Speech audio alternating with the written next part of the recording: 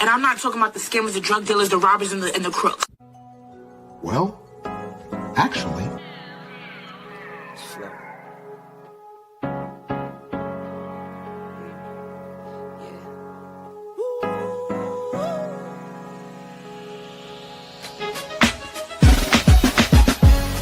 I'm watching the rise, and I wouldn't say I'm shocked, cause I'm hardly surprised. This one's for the ride, this one's for who knew I'd make it, just needed some time. This one's for my wife, could've left 1,000 times just to by my side. This one's for the grind, I knew it would happen, just had the strength in my mind. It's the Travel OG, and welcome to the Black Manosphere Conclave 5.0!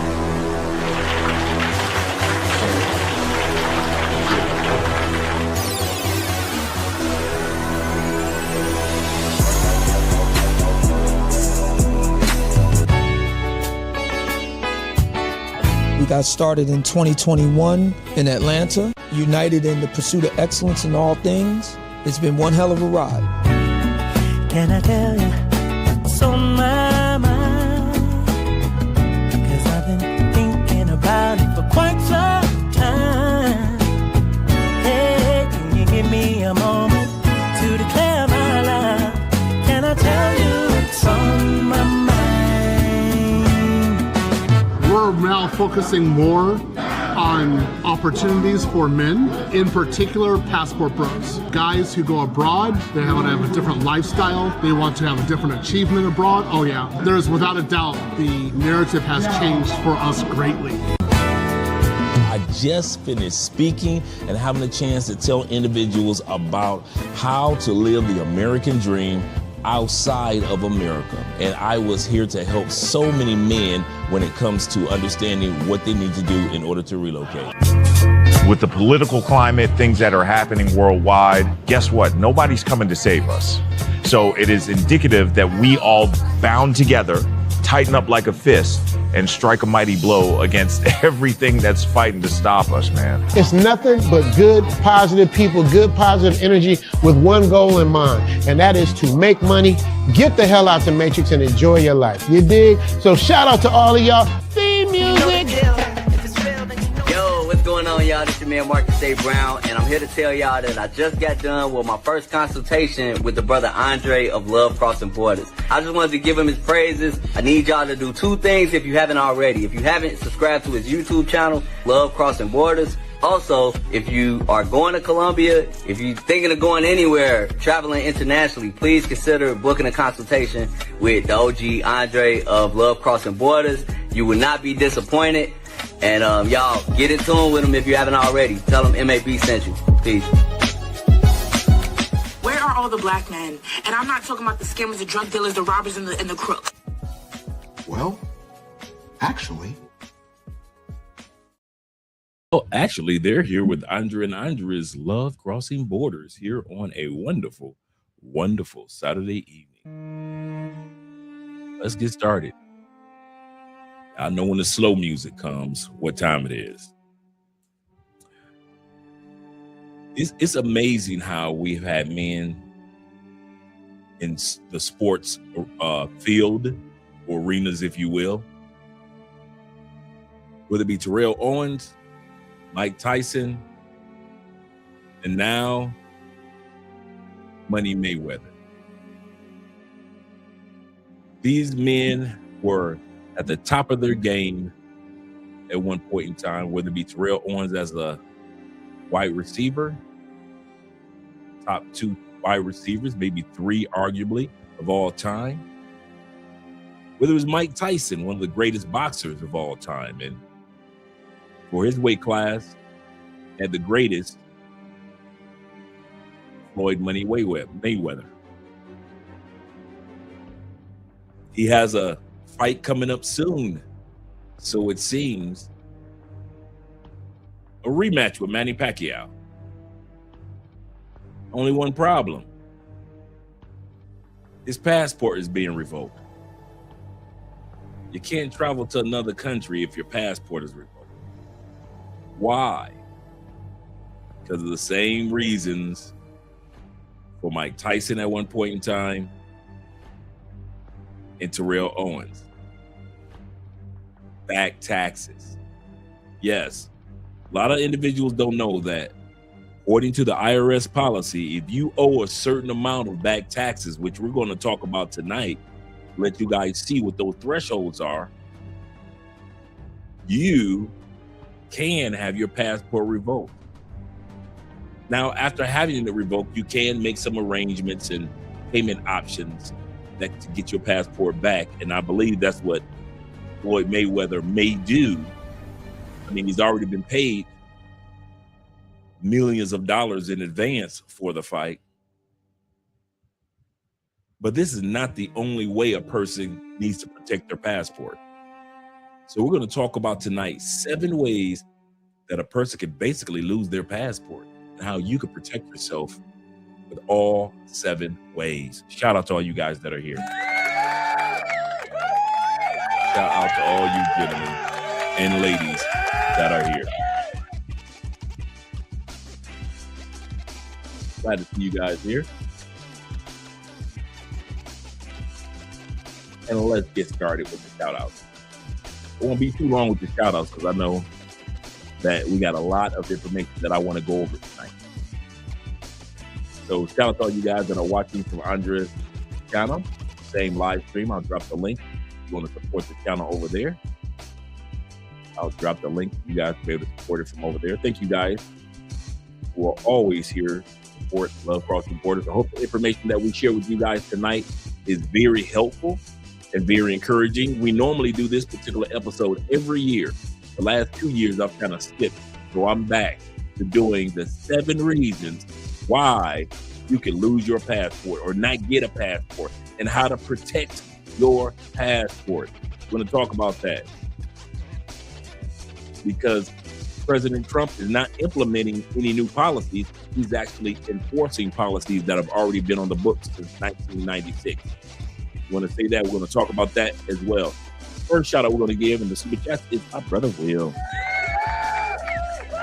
Over there, meditating. Will says, welcome to Knockout Saturday Night. Greetings, Andre, and the chat. Greetings to you, Will, as well, brother. He says, please support this event purse by donating to Cash App, PayPal, and Super Chat. Please enjoy the event and let's get ready to rumble. Yes, sir. We got a good one tonight, man. I can't believe this man is losing his passport. I cannot believe this man may lose his passport. He's got a fight. They paid him tens of millions of dollars in advance for the fight. And yet and still, he might not even get a chance to go. Oh, man. Let me turn this music down just a little bit. Let me turn this down just a tad bit. Yes, sir, because I know it's a little loud. There we go. David says this. David Dice in the building of the Dice family. Dave says this. He said, the Bible says a fool will depart from his riches. I think, but in Floyd's case, a fool will depart from his passport. That is so true. And a lot of guys don't know that. And IRS debt is not the only debt that we're going to talk about tonight in which a person can lose their passport.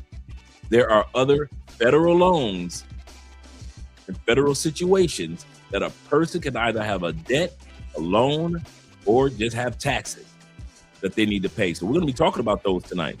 So be prepared, gentlemen. Be prepared for knowledge. Yes, sir. Let me scroll to the top. Let's see who's numero uno. David was here tonight. Number 1. Glad to see that you're here, Dave. Salute to everyone. Salute to the family. And we got my brother, Mr. Milner. Ahmad Milner himself is in the building. Salute to you as well, brother. Glad to see that you're here alongside with Kenny Peoples. Kenny's here this Saturday evening, gathering information. Kenny says, good evening, Andre, and salute to everyone. How the hell did you lose your dang passport, Floyd Mayweather or Mayweather? He said, I thought rules don't apply to him. A lot of guys flex as if the rules don't apply. I'll say this again. A lot of guys flex as if the rules don't apply. One of the things that the IRS is using against them, we're going to hear a little information about it, But one of the things that the IRS is using against Floyd Mayweather is all the videos that he posts and all the interviews that he's done with millions of dollars in duffel bags and suitcases and plastic rental wraps and all that. You know, we've all seen Floyd walk around with $1 million or $2 million or $3 million. So the IRS is like, wait a minute. If you got all this footage to have the ability to walk around with all this money all these years, where's our cut? Where's our cut? Oh, you think we're playing? Let us take your passport from you then. Let us take your passport if you think we're gaming. And he says, interesting topic. He said, but yet shocking, they did a passport revoke if you owe child support. We're going to be talking about that because a lot of the women in the community are laughing and giggling, and they're thinking that all of us are going to lose our passport. Yes, this enforcement of a policy, the child support policy on the books, is not new. I'll say this again. None of it is new. Congress did not pass a bill. The president did not give an executive order. The president is an executive order is the president invoking something that's already on the books. A president does not vote on a law and by himself and then say, I'm going to do this. A president, even though it looks like Trump is being corrupt, Trump is only doing throughout his administration, sadly, what's already on the books. And one of the things that's already on the books are the laws regarding child support. They just were never truly enforced. And so now, starting up yesterday, those books are enforced. I mean, those policies are going to be enforced. Shout out to and salute to my brother, Rolling Travelers in the building. Salute to you, brother. Glad to see that you're here. Good morning to you from the Philippines. As men, we need to take care of our house, aka responsibilities, before stepping out for travel. This is so true, brother. Hope everything is going great with you over there in the Philippines. Spaghetti's in the building. Salute to you as well, brother. Glad to see that you're here. And Cam is in the building. Shout out to you and shout out to everyone. Salute to you as well, sir. Enrico representing. Glad to see that you're here. Good evening to you, Rick, and to the chat. Let me scroll down a little further. And we got my brother Delwin in the building. We're going to have a good night tonight. My brother's in the building. Shout out Dre and to the brothers in this chat. He said, I'm currently making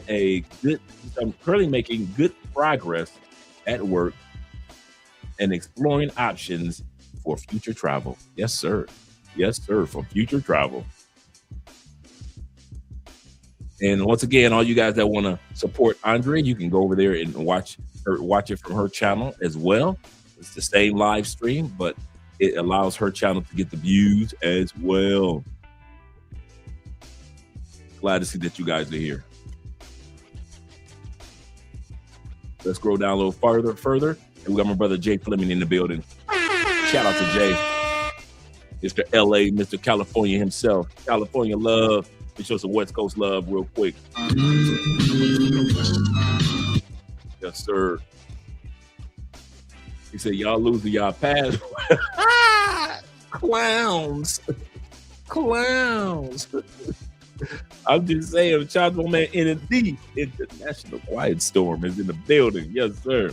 Hey, we're going to talk about this in detail tonight. By the time we're done, you guys are going to know all 7 ways to protect your passport. It's not difficult at all. There's no need to panic for most of us. I'll say this again. Even though we hear the sisters of the community dancing in the streets like they did on Kevin Samuel's grave. Oh, I could have pulled up 50 videos of sisters, black women and white women, just celebrating. Y'all owe child support. Y'all owe child support. You can't use your passport. You can't use your passport. I mean, all over social media the last 3 days. However, they don't know that policy does not impact most men. We're going to talk about that in a little while. That policy does not impact most men. Shout out to man T-Pat in the building. Appreciate you being here. He say, He say, what's Coach Dre and everybody? What up, brother? What up, Doe? Glad everything is going great with you. And salute to you, T-Pat. This is this is gonna be a pen and paper episode, believe you me. And my favorite YouTube name, The African Wolf, is in the building. Glad to see that you're here. You say, thank goodness that I don't have kids in this country.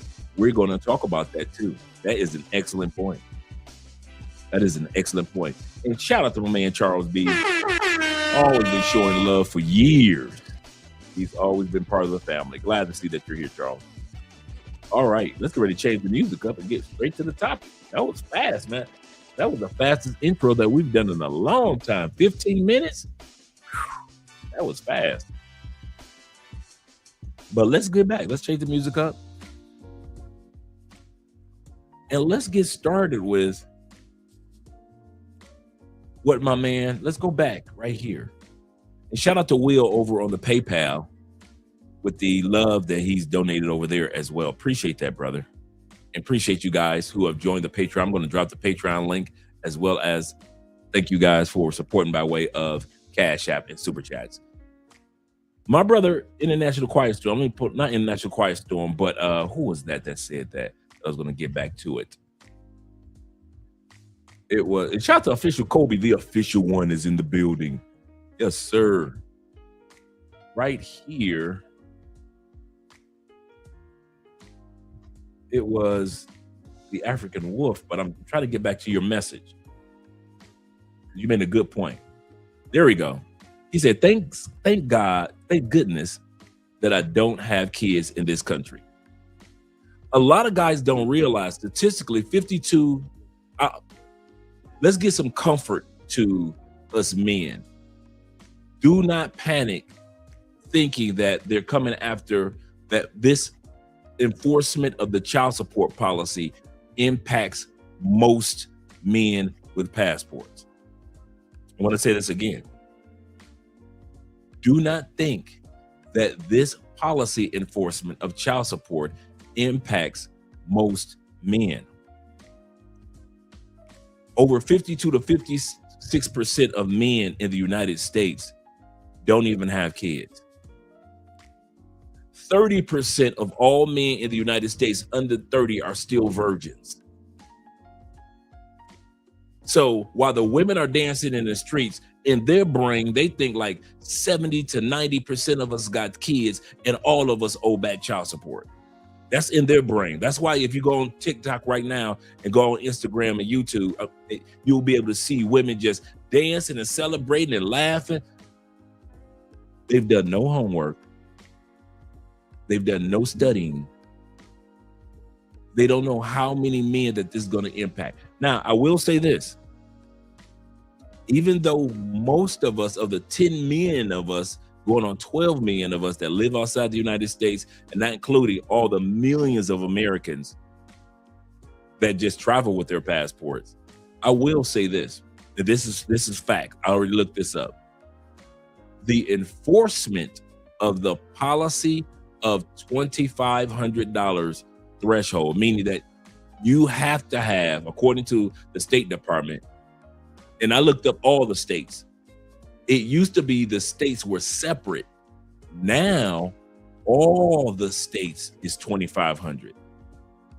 It used to be at one point in time, this state had a threshold of 1,000. This state, as long as you got under 750, another state had 1,500 threshold. Now, they're all, and I looked it up last night, they're all 2,500 now. So they're going to be following the federal government, even on the state level with child support. But here's the kicker. It will impact when it comes to applying. There's a difference between us who already have passports and those that are applying for passports. Don't forget this. It will impact a bit of us who have passports and have kids and have child support, and you owe over $2,500. That's not most of us. I'll say this again. That is not most of us. 30% of men in the United States aren't even having sex prior to the age of 30. So the women don't count that. 52% of men to 56% of men don't have kids in the United States, especially outside of wedlock. The sisters aren't counting that either. So don't sit back and be frustrated and think that it's going to be a mass of men that are going to lose their passports. But when it comes to applying to the passport, I found out it will impact.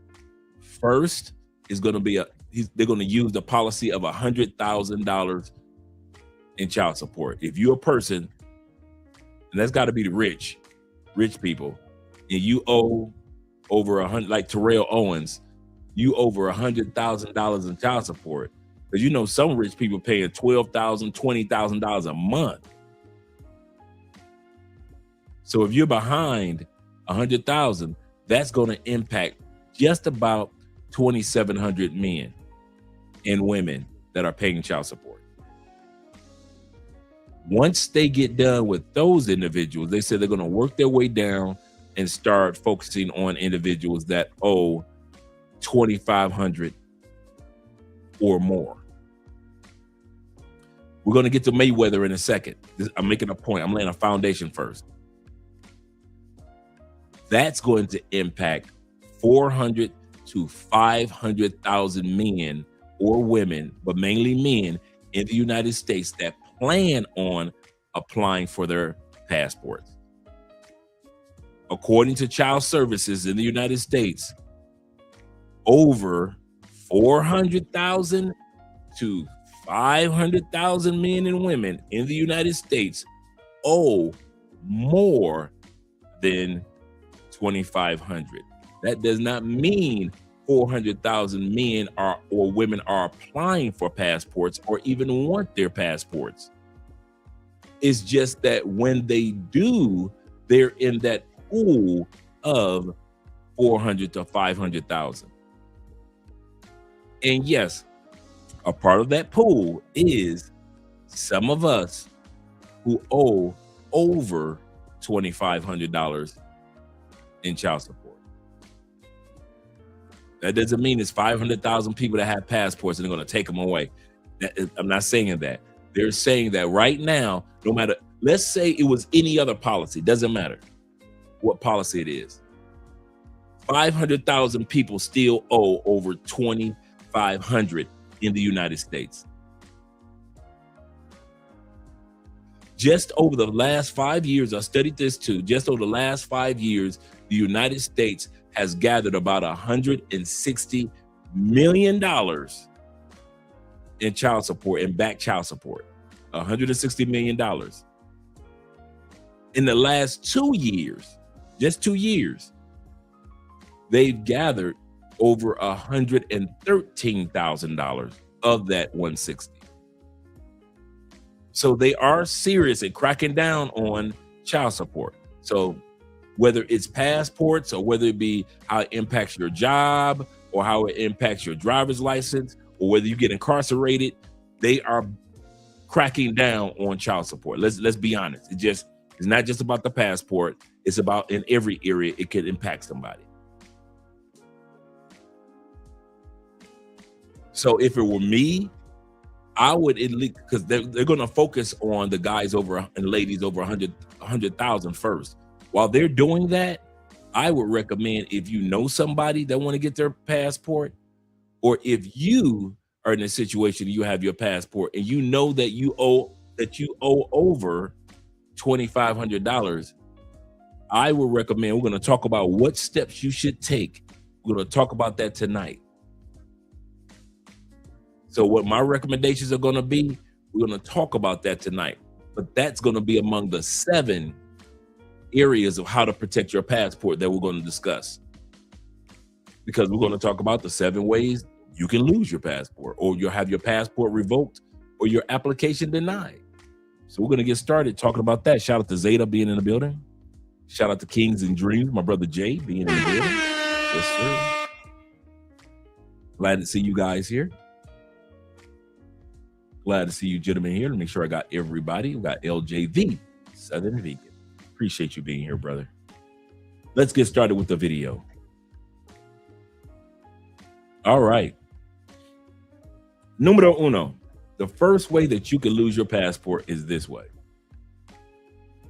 Outstanding warrants, or you dealing with a charge, a felony charge right now. If you are a person that has outstanding warrants or a felony charge, and for some of you guys, like, that's common sense. For a lot of people, it's not. You can get your passport revoked if you get a charge. And I'm not talking about just outstanding tickets. I'm not talking about traffic tickets. I'm talking about you actually have warrants out for your arrest, and you actually have charges that you're working on right now. If you're dealing with or somebody that you know, because I'm going to say something, there's just a disclaimer. A lot of what we're talking about tonight might not apply to you, but it might apply to somebody that you know. That's why I want you guys to really look at this show. We're going to put this particular show on TikTok. Put it on in the Patreon, because a lot of what you're going to hear tonight might not apply to you, but a family member or a friend or a colleague might be looking to get their passport, and some of what you hear tonight may help them out tremendously. So the first thing we're going to look at tonight is outstanding warrants, or if you're dealing with a felony charge right now. Once you get all that cleared up, you can apply or get your passport back. But as long as you have that, you like Diddy. You like Diddy. You can't go nowhere. You got charges.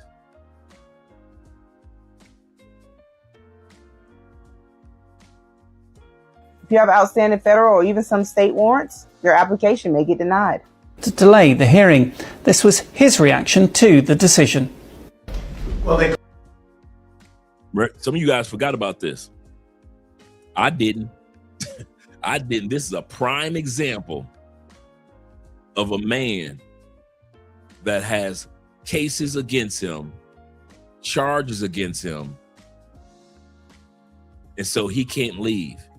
He has to get special authorization from a federal judge to allow him to leave the United States.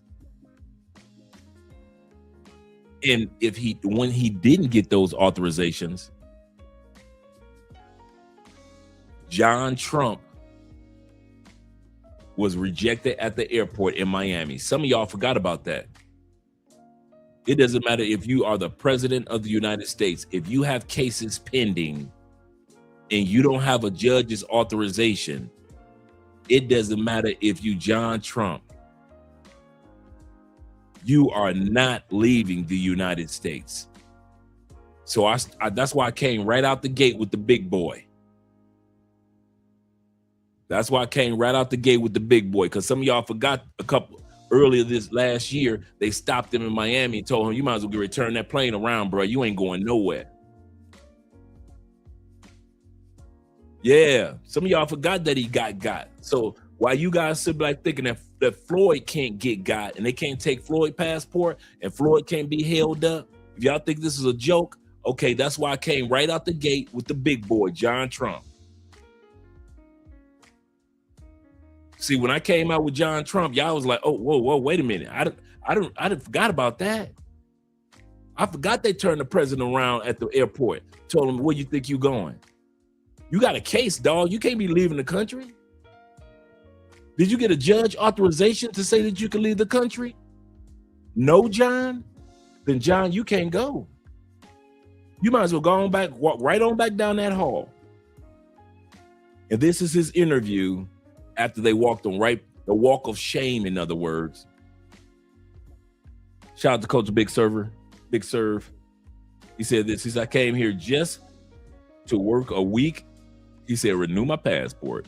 I know, right? Back to the States. He said, I paid extra for the extra fast turnaround. Yep. He said, I'm out of here. Back to Brazil. Yes, sir. Yes, sir. Yeah, this definitely isn't a joke. You're right, big bro. Yes, sir. Let's continue on. Let's hear what he has to say after he had to do that walk of shame in Miami.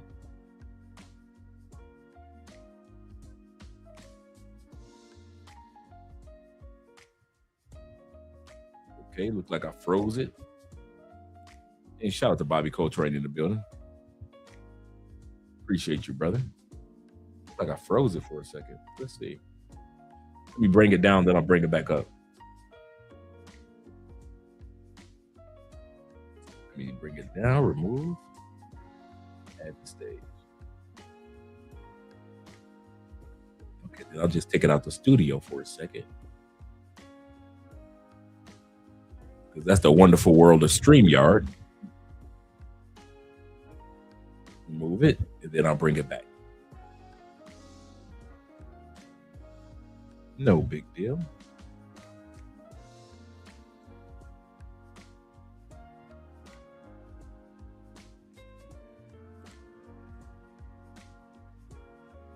All right, let's try it again.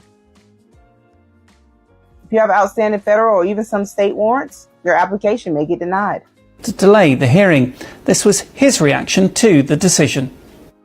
Well, they called for an appeal, and as you know, they acknowledged what the judge said about no penalty, and there's no penalty. But we're going to appeal anyway, just psychologically, because frankly, it's a disgrace. It's a judge that shouldn't have been on the case. He's a highly conflicted judge, and they called for an appeal. So I read it, and I thought it was a fair decision, actually. So I'll do my little thing tomorrow. They can have fun with their political opponent. As you know, I'm under a gag order from a judge. This is a first. Okay, so this is absolutely insane, and it's happening right now in real time, and I can't even believe what I'm watching unfold. President Trump just got stopped at Palm Beach International Airport tonight by federal agents while he was trying to board Air Force One and escape the country. This is not some rumor or some speculation. This is happening right now. Federal agents. Now, I know he wasn't trying to escape the country, but I understand where the young man is going with this. Just literally blocked him from taking off. The plane was grounded by DOJ order. Trump argued with the agents. Trump tried to convince them to let him go, but they wouldn't. They blocked his departure. They kept him on the ground. And now there's viral footage of Trump at the tarmac looking absolutely desperate and panicked. This is the moment where everything completely falls apart. This is the moment where the presidency effectively ends. This is a constitutional crisis happening in real time, right in front of our eyes. Come on. Now, I don't think it's a constitutional crisis, but like I said, the reason why I started right out the gate with Trump, if you have warrants out for your arrest, even John Trump cannot leave the country unless he has a judge's authorization. And since he didn't, they turned him around. Think about what this means. The president of the United States tried to flee the country and federal agents stopped him. The president of the United States is being treated like a criminal who's trying to escape justice. And he is. That's exactly what's happening right now. This is happening hours after everything else that's been going down today. Just this afternoon, Judge Alvin Hellerstein issued a scathing ruling denying Trump's third immunity bid on the hush money conviction. The judge said Trump delayed too long. The judge said Trump made a choice to miss the deadline. And the judge warned that he's considering contempt of court charges against Trump, contempt of court charges against the sitting president of the United States. How you doing, sir? See your passport?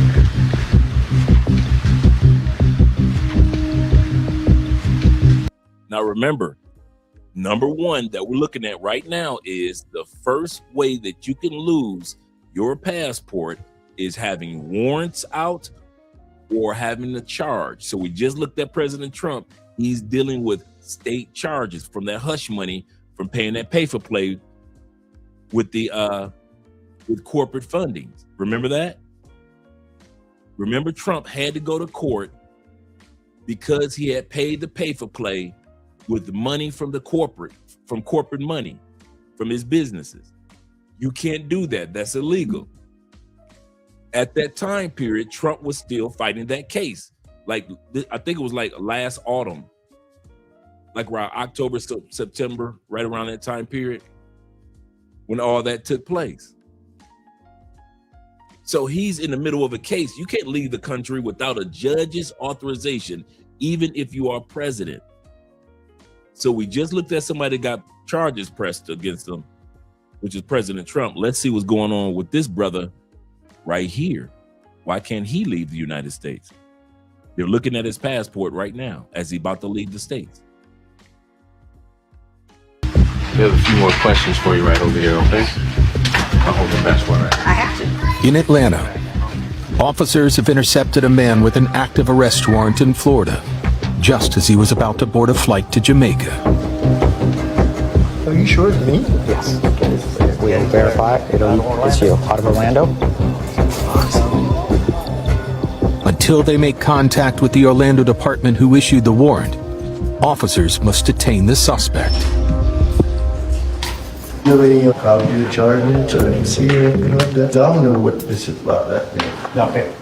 Let me get with the boss and then we'll get back to the process. We'll let you make a call. Okay? A lot of people don't know they have a warrant. A lot of people, something happens, they get arrested, think that the charges were dropped, they don't make a court appearance, they fail to keep up with what they need to do, and the warrant's put in for them. While Officer Kovalevsky informs the Orlando PD, Officer Gonzalez inspects the man's luggage. I mean, there is a scent of marijuana in this area here, so we're trying to figure it out. You know, if it's coming from his bag or where's it coming from? As soon as we picked him up, we noticed a strong smell of marijuana. It could be anywhere in the bag, could be hidden anywhere, inside linings, inside pills. So we got to be thorough, make sure we're fine. Guys, please, gentlemen, it's never that serious to bring illegal drugs with you as you're boarding a plane, whether it be domestic or international. Don't do this. It's not worth it. It's not worth it being a pookie. I'm going to say something that a lot of guys don't realize. Being a pookie is expensive. Being a pookie, Ray Ray, Nook Nook, Man Man, Paw Paw, Paw Paw is the old pookies. It's expensive, bruh. Getting stopped at the airport. Then if it is true, you got to go pay a bond. If they do find some marijuana that you shouldn't even have with you, now you got a new charge. You got to pay for an attorney.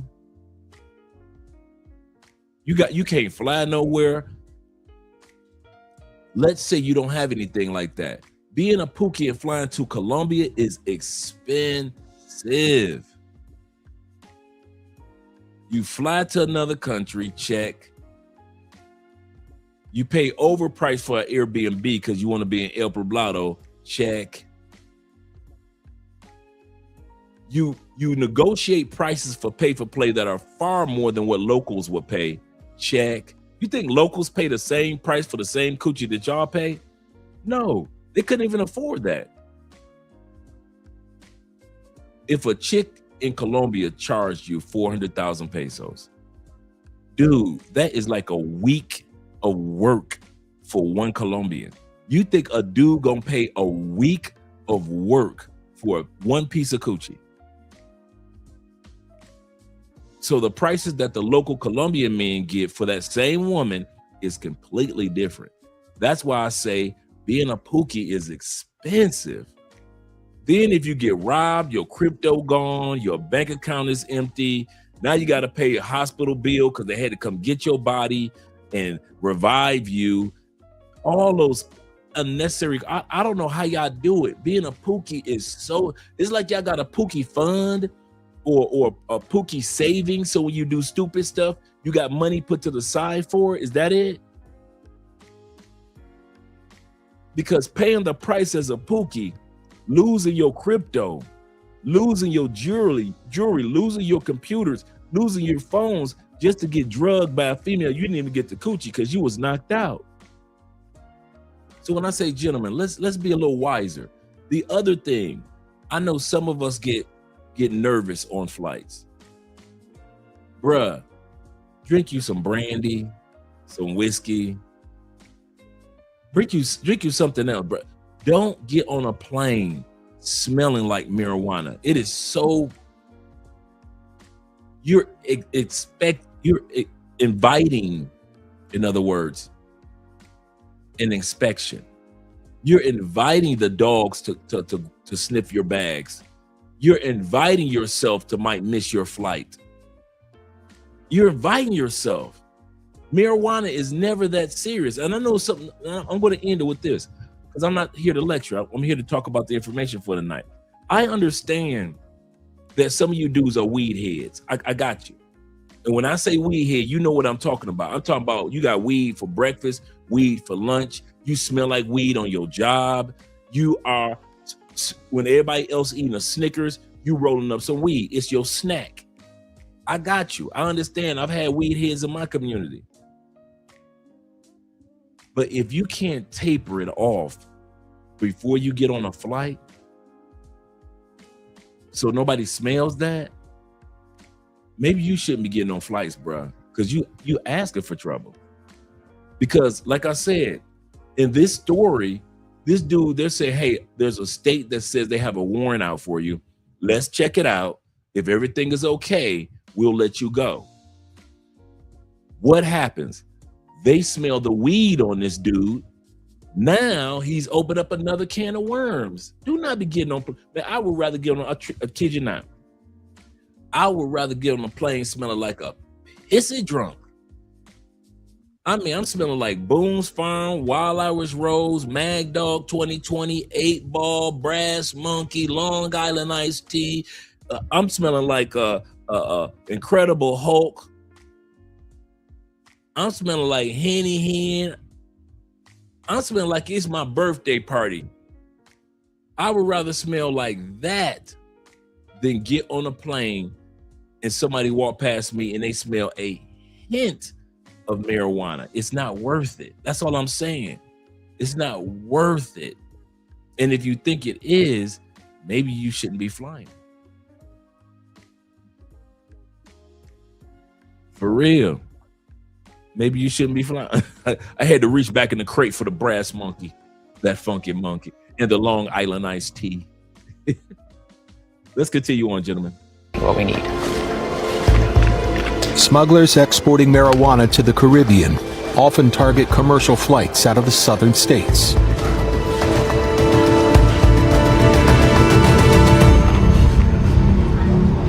So when Officer Gonzalez discovers several bags of pills,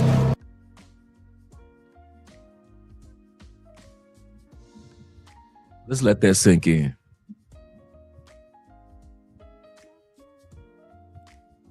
You got warrants out for your arrest in another state, and you sneaking pills out of the United States while you are smelling like marijuana. Did I not just say that being a pookie is expensive? It costs you time, money, and energy. Did I not just see? Remember what I mentioned all the time, guys? A lot of these portions of the videos I watch for the first time along with you guys. So when you see it for the first time, a lot of the portion of the videos I'm seeing for the first time too.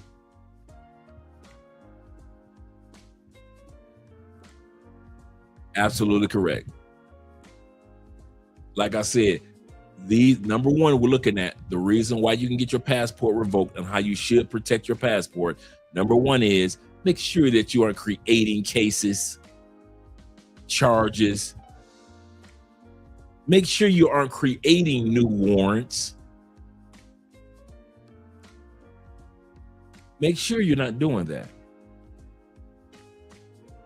Because you don't want this dude might as well had a sign on his forehead saying, I am a, all he needed was a sign on his forehead saying smuggler. That's all he needed. Every arrow pointed to him. You got warrants out for your arrest. There he is. Passport probably revoked. There he is. He smelled like marijuana. There he is. Well, so does his bag. There he is. Every arrow, just like John Wick. You know how John Wick poster where John Wick is standing in the middle and all the guns are pointing toward John Wick? That's my man right here on this. That's my man right here. This is great. Get your cousins, America. Get your cousins. This man got baggage. He ain't even got smell-proof bags. He just got the regular bags from a dollar store. He just got this stuff wrapped up in dollar store Ziploc bags. Oh my goodness. Red flags go up. But we're just gonna do a test. I mean, it's a large amount of these capsules. Let me see. They're different types, different colors.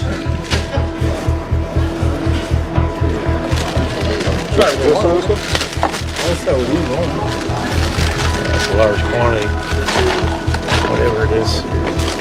Because marijuana can be used in capsule form, if the test is positive, officers haven't just intercepted a wanted man, they may have uncovered a smuggling operation. Number two, let's look at number two. Number two reason and number two things how you should protect your passport. So number one we looked at is the warrants, or if you're fighting charges like John Trump, you can't leave the country and your passport can be revoked or your application can be denied. Number two reason is this: unpaid federal debts. Unpaid federal debts. We're going to talk about some of those debts for a second. Check it out, because some of these debts guys don't think about. First, IRS debts. If you owe debts to the IRS, so be it. SBA loans. You know, all them people was getting the PPP loans during COVID and wasn't paying them back because they were called loans. They weren't grants, loans. And a lot of people went to jail, but a lot of people still owe them back. You can't get your passport till you pay your PPP loans back.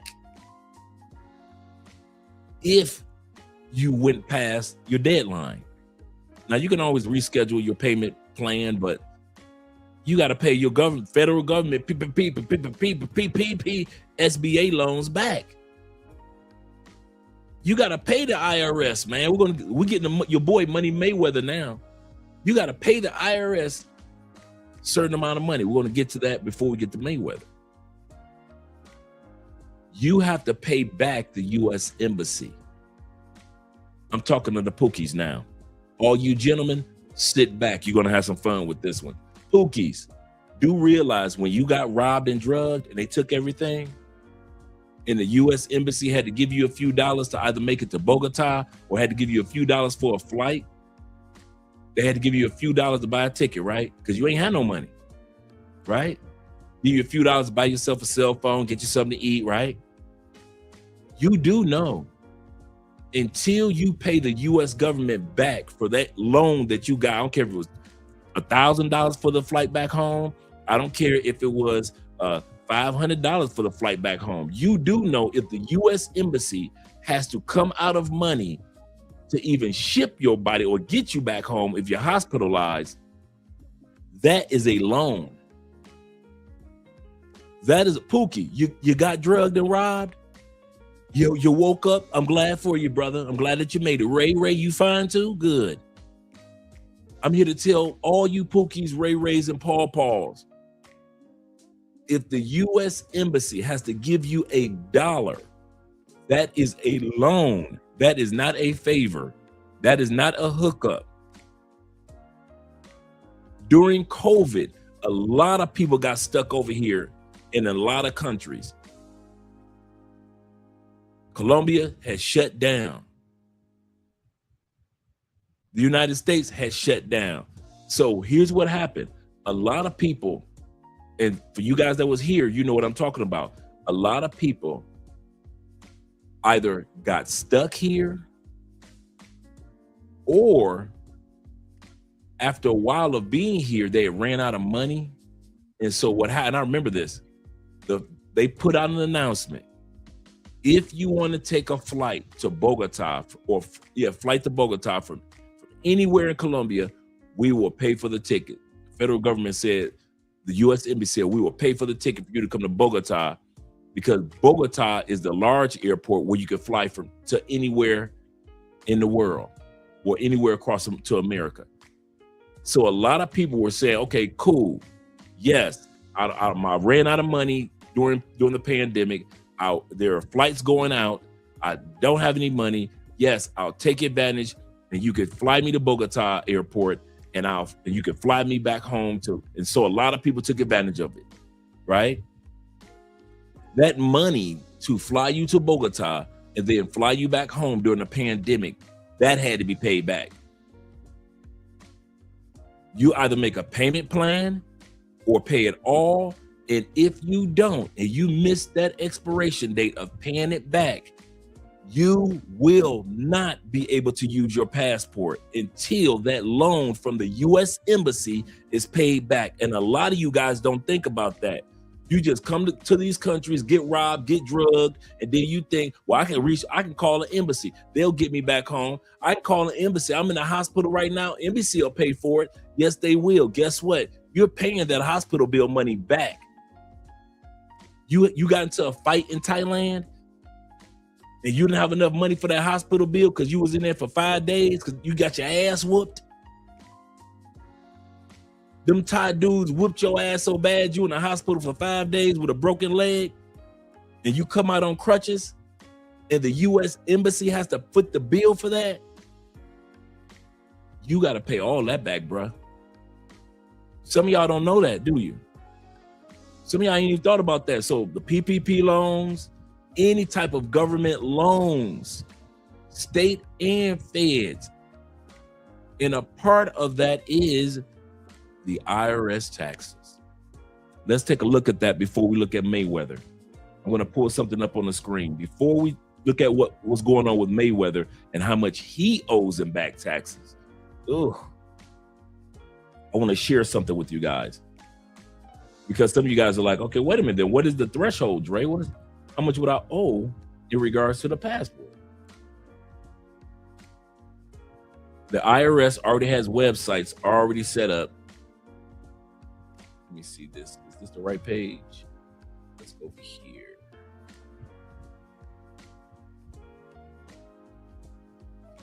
Okay, here we go. All right, let me make sure you guys can see what I'm seeing.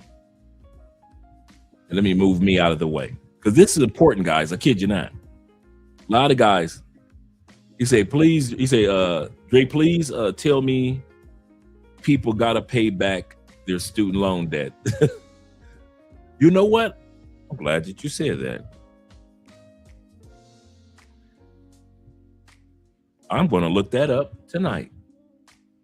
That is a good question. Does the student loan debt impact your passport? I'm going to look that up. Okay. This is with the IRS. So this is not something that I'm making up or somebody's article. This is the IRS website. I'm going to drop the link. Let me drop the link so you guys will be able to use it later on. If you're going to use it on your channel or you're going to share this information with somebody else, this is the IRS link. This is for 2025-26. We scroll down.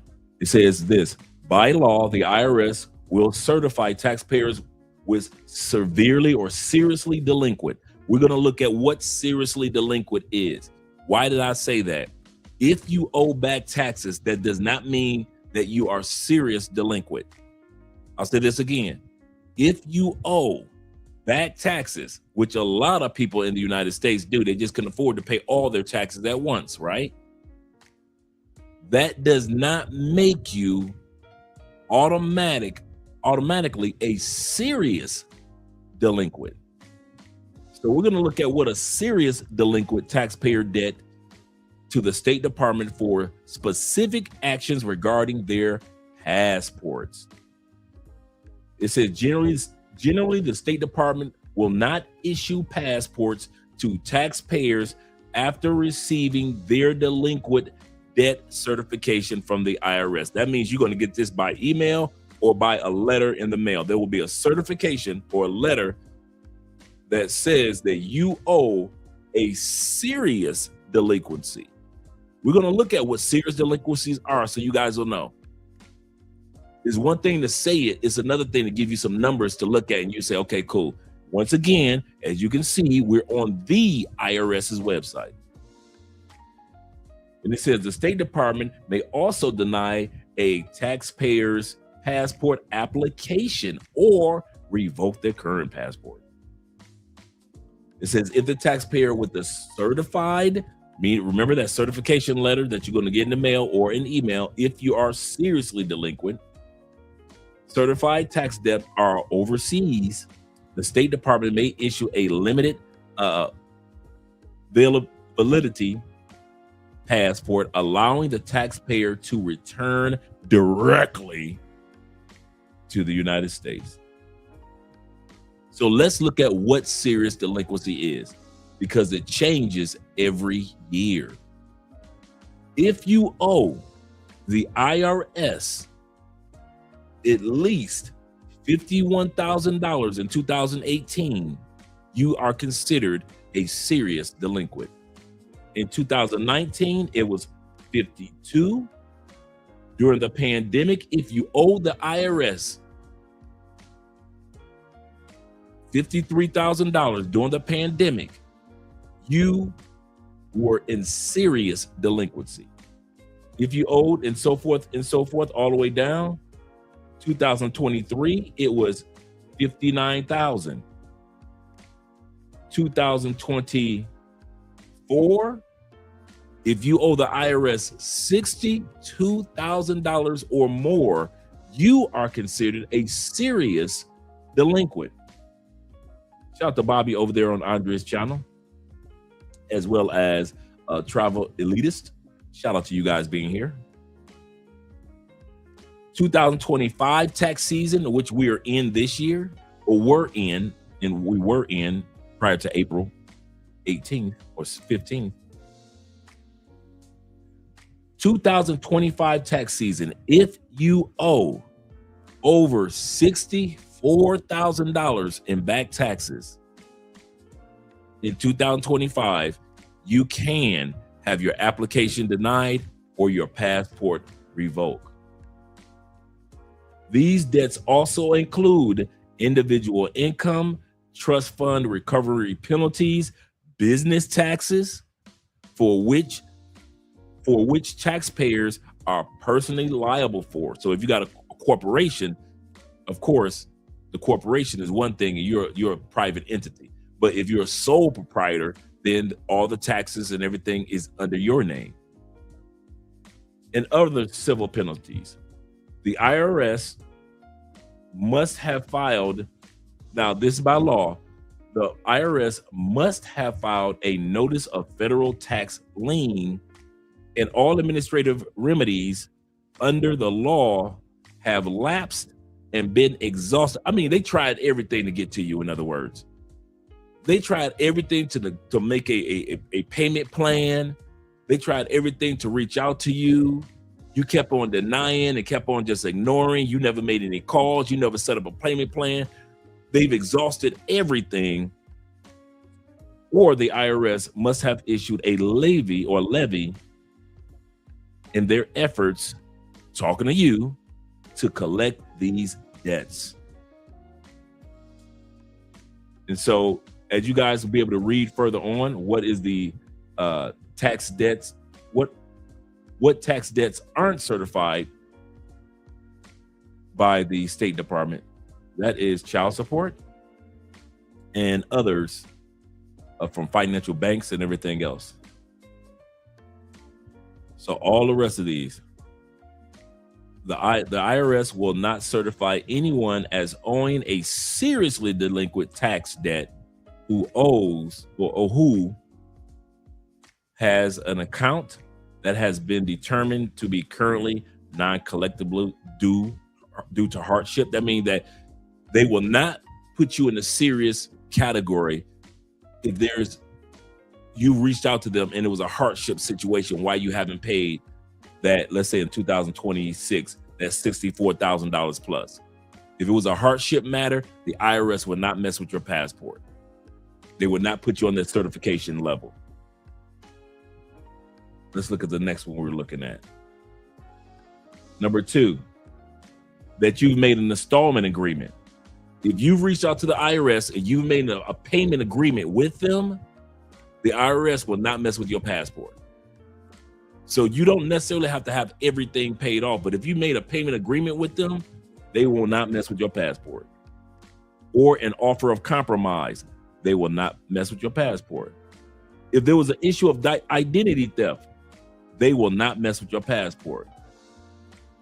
If it's a situation where it's in bankruptcy, they will not mess with your passport. They will not consider you a serious delinquency and make you certified delinquent. They also said they will not certify you delinquent if it is located within a federally declared disaster area. So let's say a hurricane went through your home. You lost everything. You reach out to the IRS like, listen, I ain't got nothing. Everything was destroyed in Katrina. Everything was destroyed in the Oklahoma tornado. The IRS says, you know what? We ain't gonna mess with your passport. We will not put you on that delinquent list. And lastly, they will not put you on that delinquent list. The IRS says it has, IRS has accepted adjustments that will fully satisfy the tax debt. In other words, if you owe $64,000, the IRS says, listen, hey, if you pay us 50, we good. You pay us 59, we good. Pay us 61, hey, we good. So if they allow you to make an adjustment to the amount that needs to be paid, they will not put you on the list. But all these right here, they will put you on the list. Child support, they will put you on that penalty list. Anything that got to do with taxes, they're going to put you on that penalty list. Anything that's got to do with bank fraud or penalties, they will put you on that list if you're up to $64,000. Settlement agreements in the Department of Justice, yep, I'll give you a perfect example, Department of Justice. This is a good example. I know a lot, when I was in the feds for 10 years, there was a lot of guys that went into the feds for business. Whether they were doing pyramid schemes. I know one brother, he went to the feds because he was buying food stamps. He owned a store, just a regular corner store. But he was buying food stamps from the ladies, pennies on the dollar, right? This is before the food stamp card came out, this real food stamps. Well, that's illegal. He got caught. He had to pay a fine.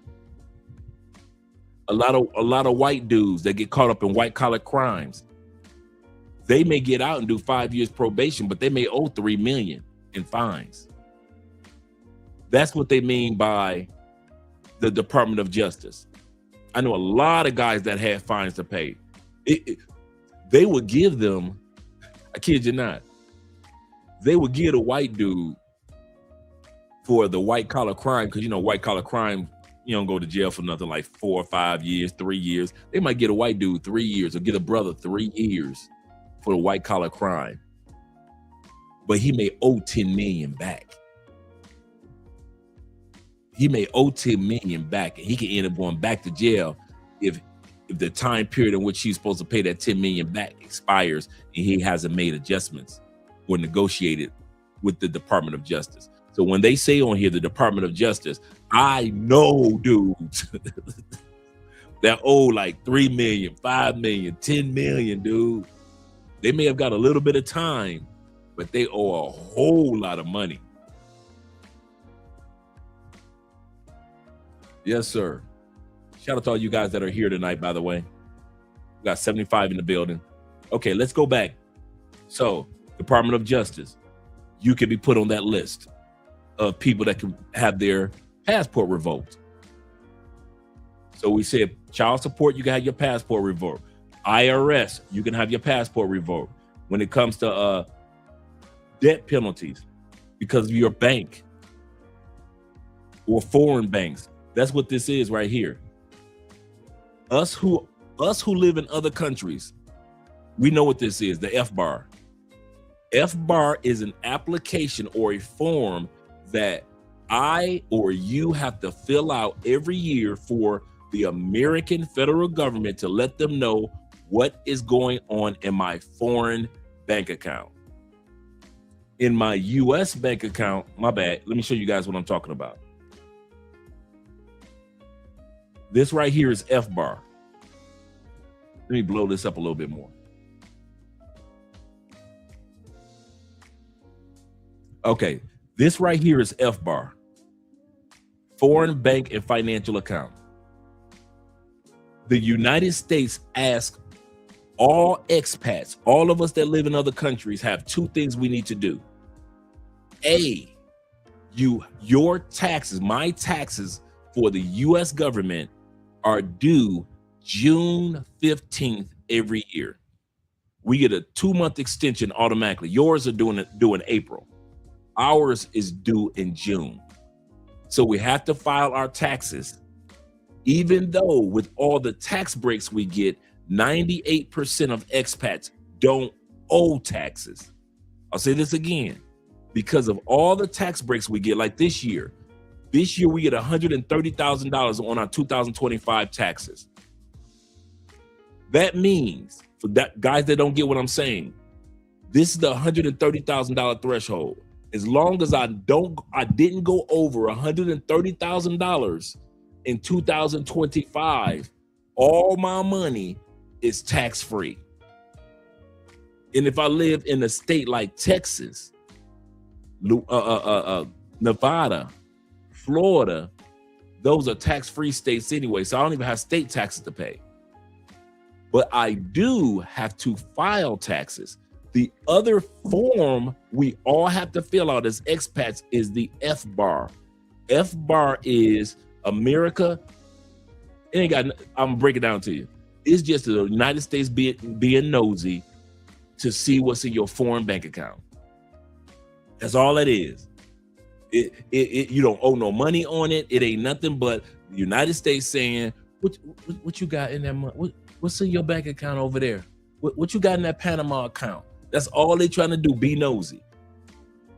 That's it. So we do have to fill out those 2 forms every year. Federal taxes, federal and state taxes. And we have to fill out our FBAR form. Just to let you guys know. And right here,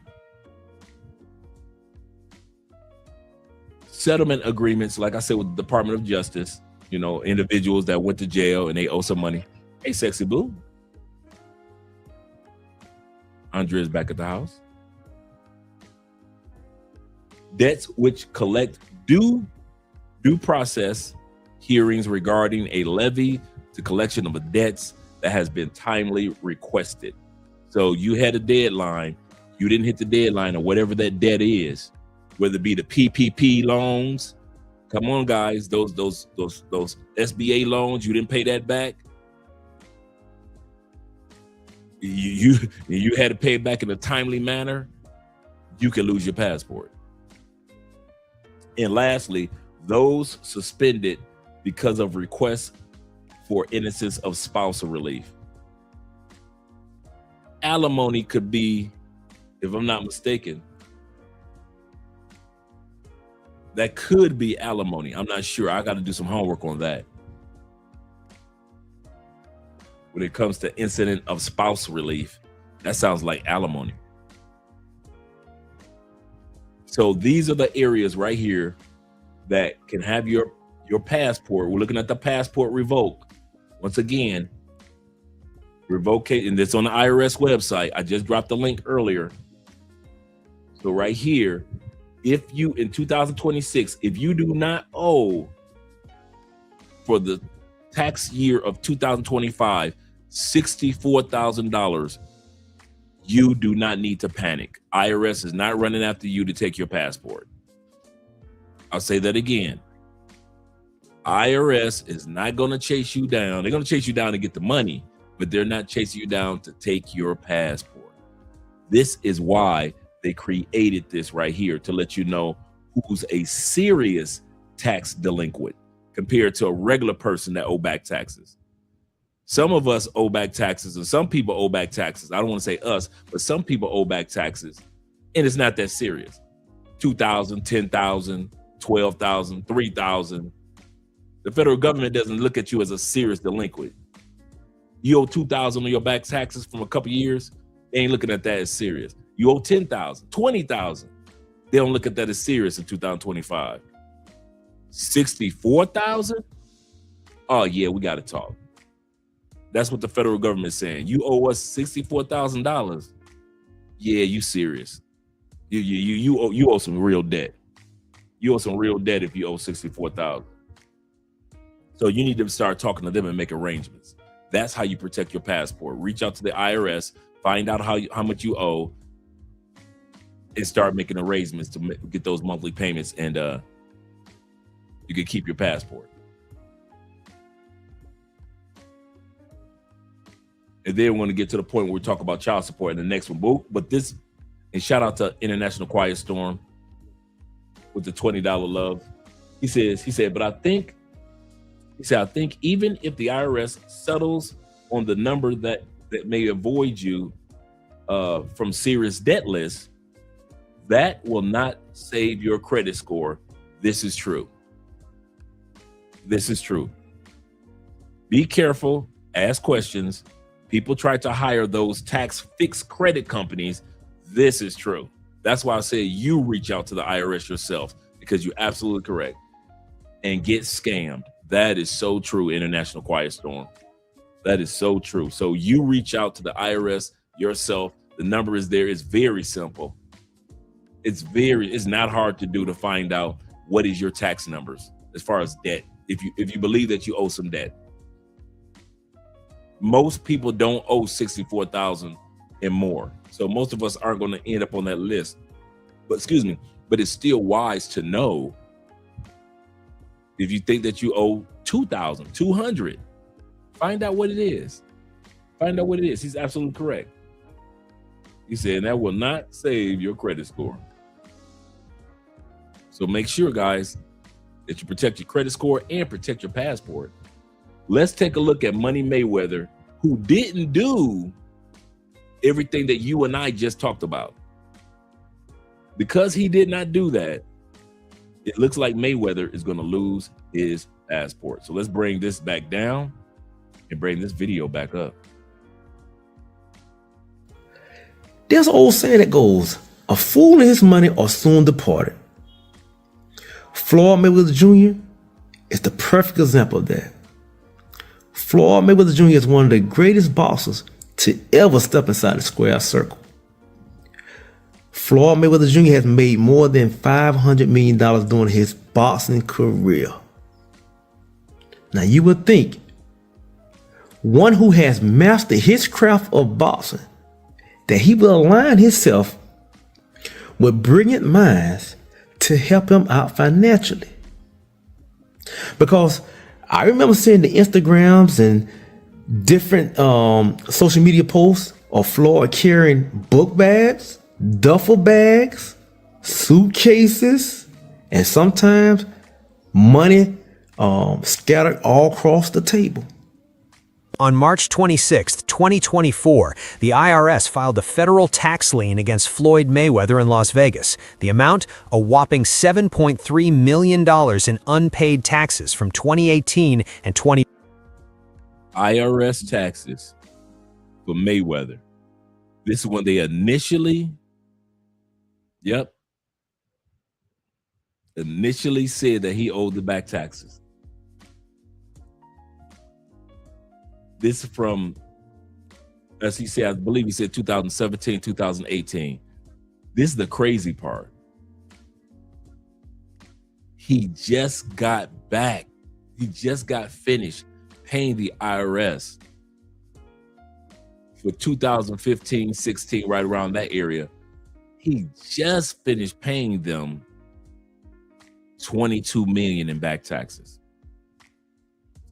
Here's what Floyd problem was, and they're going to mention it on this stream. $22 million back taxes he paid for 2016, 2017. Now they're talking about 2018, 2019. He owed $7+ million now again. Here's what Floyd was doing. Floyd would do this. Yep, right, like 50 Cent said, right? Shout out to T-Mac. Floyd would sit back, collect the purse. Don't pay the taxes because he knew another fight was coming up. He would use the fight money from this one to pay taxes on this one. So he would take, let's say he made $60 million on this fight. He'll keep the whole 60 because he knew, let's say he had, of that 60, he had 15 million, 20 million in taxes. Let's say 15 million in taxes. Instead of paying out of this 60, the 15 or 20 million in taxes, what Floyd would do is keep that money, get his next fight, and pay taxes, the 15 million out of this next $60 million fight. And he would keep doing it. So each fight would pay off the taxes of the last fight. But Floyd didn't realize you're getting old. Time is slowing down. And the fights are getting further and further apart. And so now the tax amounts start catching up with him. And that's why he owed, at one point in time, a whole chunk of 22 million. And then as soon as he was able to say, I got the 22 million done, now in 2026, he might be losing his passport because he owes the 7 million plus.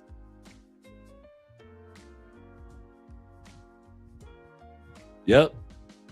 You know how your mama used to say some people got a nigger rig something? You know, you put it on, or your dad say somebody put it together with duct tape. Oh man, he just hooked that lawnmower up. He just nigger rigged it, huh? Just make sure it worked. You see somebody lights fixtures and you say, yep, that's nigger rigged right there. He ain't get a professional to do that. A lot of duct tape and some glue. He just nigger rigged that. That's what Floyd did. So while we were thinking, oh man, Floyd balling, he doing this, man. Oh, he got pay for view and all this. Floyd, and then check it out. He also did it again. When he signed the contract with Pacquiao fight, the one that's coming up or supposed to be coming up, he purposely took a certain amount of millions in advance to try to pay off his tax debts. He hasn't thrown one punch with Pacquiao in this up and coming fight, has he? But when he signed the paperwork, they gave him millions in advance. He's using that now to help pay off his debts to the IRS. Let's go ahead and keep going. Let you guys check this out. Let me be quiet. 2023. This became public knowledge on April 9th, and since then, the boxing world has been going crazy. When the IRS files a lien, it means the government can legally grab your property until you pay up. We're talking about his Las Vegas real estate, potentially his cars, anything he owns there. His lawyer was asked about it and simply said, no comment. Floyd Mayweather is in a breach. He is officially in a breach. He's been in a breach since the day he went out and said what he said on Saturday, but he's officially in a breach as of yesterday. He has a cure period. There are certain things that he needs to do, and he has multiple breaches, not just one. So now he's in breach of contract of the fight with him and Pacquiao. I'll say this again. This was his attorney talking. That was his attorney. Well, one of them, he's in breach of contract already. Now here's the thing, this is not the first time Floyd has been in this situation, not even close. Back in 2010, there was a $7.2 million real quick on the breach. He is officially in a breach. He's been in a breach since the day he went out and said what he said on Saturday, but he's officially in a breach as of yesterday. He has a cure period. There are certain things that he needs to do, and he has multiple breaches, not just one. Now here's the thing, this is not the first time Floyd has been in this situation, not even close. They locked my man up. The little Asian dude right here, they locked him up, last week? Did y'all know about that? The little Gold Joe or something, I forgot what his name is, the little Asian dude. Feds came and locked him up. I forget what his name is, man, the little Asian dude that make diamonds for all the rappers and everything. Yeah, they locked him. I think it was last week they locked him up. This dude had been selling fake diamonds for years. I think they said $50 million or $100 million worth of fake diamonds. They say he's got so many lawsuits. Yep. They say he got so many lawsuits on him right now from entertainers, sports figures, all type of people suing him because a lot of people will sit back and buy the diamonds, custom made by him. And then when times get tight, times get tight for people sometimes, they think that, okay, I could take these diamonds and this gold and sell it and have a nice little chunk of money to take care of myself until I get back on my feet as a rapper or an entertainer or a sports figure, right? These entertainers were taking the gold that's around Mayweather's neck that my man made, the Asian guy made, and time again, people would say, no, these are homegrown diamonds. These are not real diamonds. It's a miracle that he's alive. It's a miracle he's alive. But yeah, I think it was last week. I saw several videos of it, of him being arrested because of this. Several videos. Shout out to my brother being in the building. A sower of seeds. Yes, sir. I like that name. He said, fortunately, I have the opportunity to acquire dual citizenship. So do I. Shout out to me, T-Mac, and a bunch of other brothers that's working on their dual citizenships and dual passport. I will leave this devil land. I love it. I will leave this devil land by any means necessary. Yes, sir. I do not blame you guys. I do not blame you guys who are working on your second passports. I don't care if you got to use ancestry.com and you find out that you got a grandmother you got a family member where your lineage is from Ireland. I don't care if it's from St. Thomas, St. Martin, or St. Kitts. I don't care where it is. Some of y'all might want to do an ancestry DNA. Find out where your people are from. You never know. There's an extra passport waiting on you somewhere. Shout out to Montrez. He said, I remember just a year ago, Mike Tyson was in a similar situation. He had $400 million and spent it all. He ended up $50 million in debt. I remember like it was yesterday. Yeah, it's kind of funny you weren't here earlier, Montrez. I used Mike Tyson. I used Terrell Owens. And I also talked about Money Mayweather. So yeah, absolutely correct. He said, hold up. Yeah, the Asian, yeah, they locked them up. Let's see if we can pull that up. Let's see if we can pull that up just to check it out.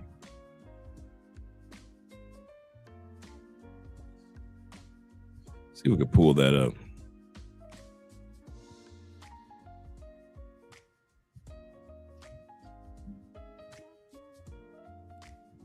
Yep.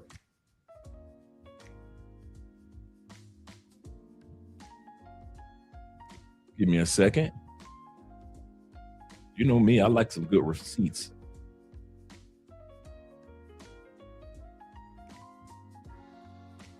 That's too long. I don't want to see that long of a video.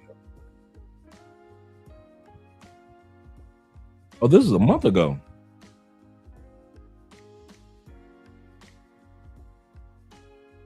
Oh, he said it was just rumors. He's saying that it was just rumors.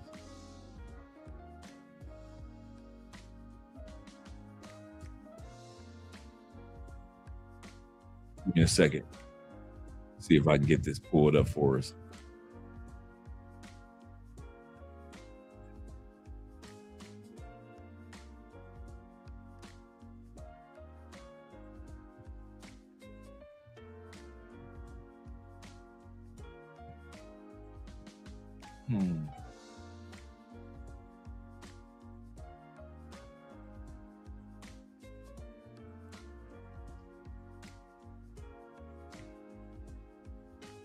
Okay, here we go. Let's do a quick screen share because I didn't want to use too much time on it. Add to stage. Let me remove this from stage. Add this to stage. And let me remove this. In Houston. Right here.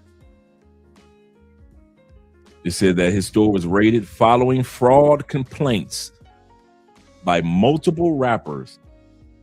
The celebrity jeweler is reportedly facing legal scrutiny after his Houston-based store, this is March 29th article, Houston-based store was raided by authorities following fraud complaints filed by several high-profile rappers.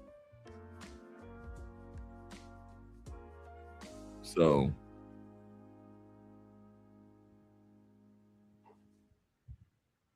as the situation develops, so forth and so forth. As the situation develops, audiences are watching closely to see how the legal processing or proceedings will unfold and what impact the raid will have on Johnny Dang's business. Johnny Dang's business and reputation within the entertainment community. Yeah.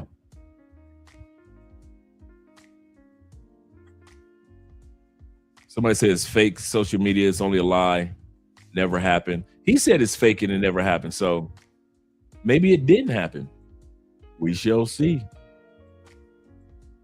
We shall see. Let's go here. My Pistons lost today. It's just one loss. We'll take that. Back in 2010, there was a $7.2 million lien. In 2015, right after that massive Pacquiao fight, the IRS came knocking with a $22 million lien. Floyd actually told the IRS his money was tied up and he couldn't pay right away. He eventually cleared it using his Conor McGregor fight money in 2017. Then, did I not say that? Did I not say that? So Floyd owed $22 million after one fight. What does he do? He tells the IRS, hey, I ain't got it. He used the Conor McGregor fight money to pay the IRS. But then he still had 1 point something million in penalties he had to pay. 22 million.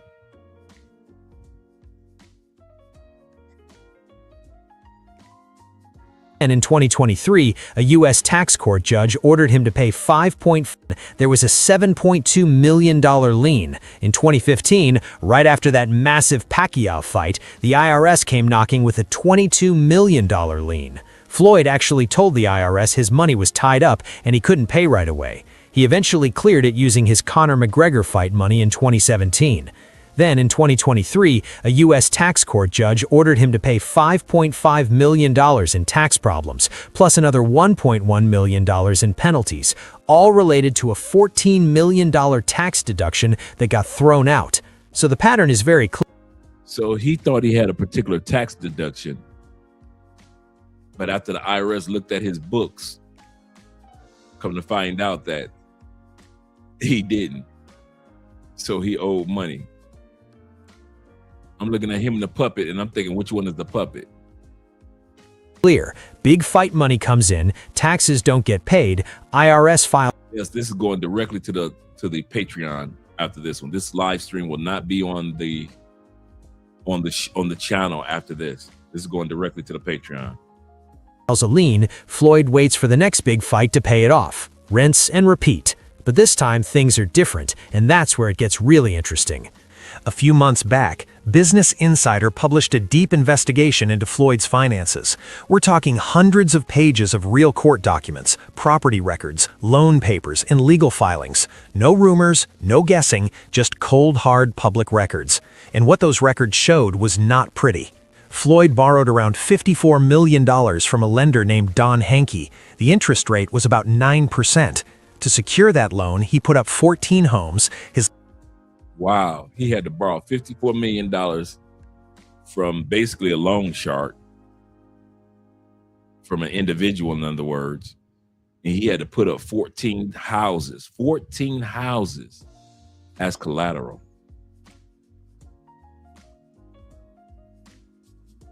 It looks like Floyd is just doing good on camera, But off camera, he just broke the rest of us. Las Vegas strip club called Girl Collection and his private Gulfstream jet as collateral. And his jet. 14 houses and his jet. And it sounded like a boat or something. For $54 million. Because he couldn't get it. Doesn't sound like he got the loan from a bank or venture capitalist. That's loan shark. That's loan shark money. Yep. And 9% interest. Ugh.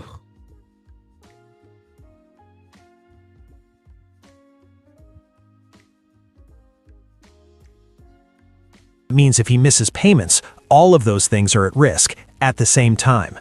There were also 2 commercial property foreclosures. His strip club owed over $52,000 in unpaid property taxes. His Las Vegas mansion, yes, the mansion, had a lien placed on it for not paying a trash collection bill. What? This man had a lien put on his Las Vegas mansion because he was not paying the company that comes to pick up the trash. Times are tight. Times are tight. Times are tight. You got a mansion, 14 houses, boats, a jet, and you can't pay for the trash services that take place in your community.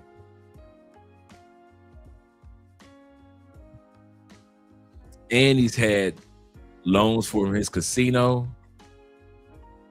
and he's had a couple of houses going foreclosure. In New York, a luxury apartment building sued him for over $330,000 in unpaid rent with How do you even get your... Hey, that's rich people problems. I wouldn't even know what is... Hey. Yes, babe. Don't know. Maybe just a regular. So it is Mother's Day tomorrow. Look at that striped shirt. Right there, right there. Oh, okay, it is. How about it just regular? No polo.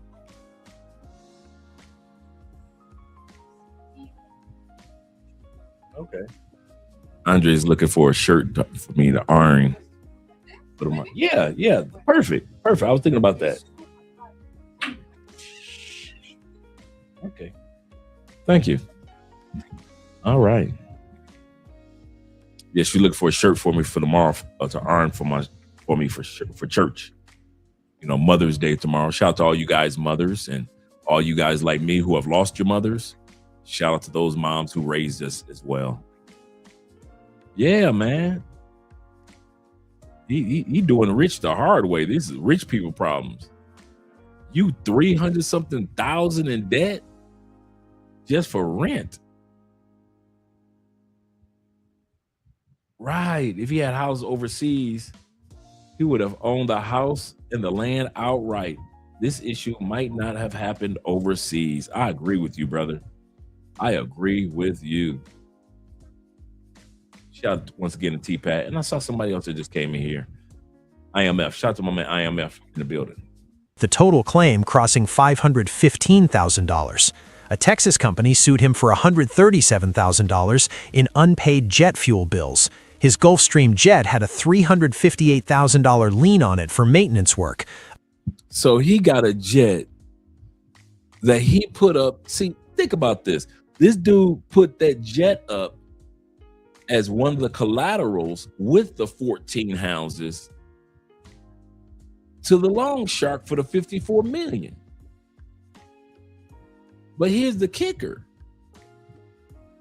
The jet has a lien on it for $300,000+.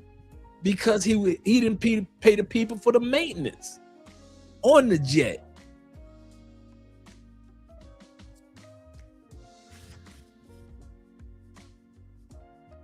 See, give me a nice fishing boat. Give me a nice boat I can go fishing. First class seats. I don't need a jet. Just give me, first class seats for a lifetime. If I can sit in first class for a lifetime, I don't need a private jet. I'm good. I ain't gonna see all the other people in the back anyway. I don't go to the bathroom back there. I'm good. The sky is the sky is the sky, right?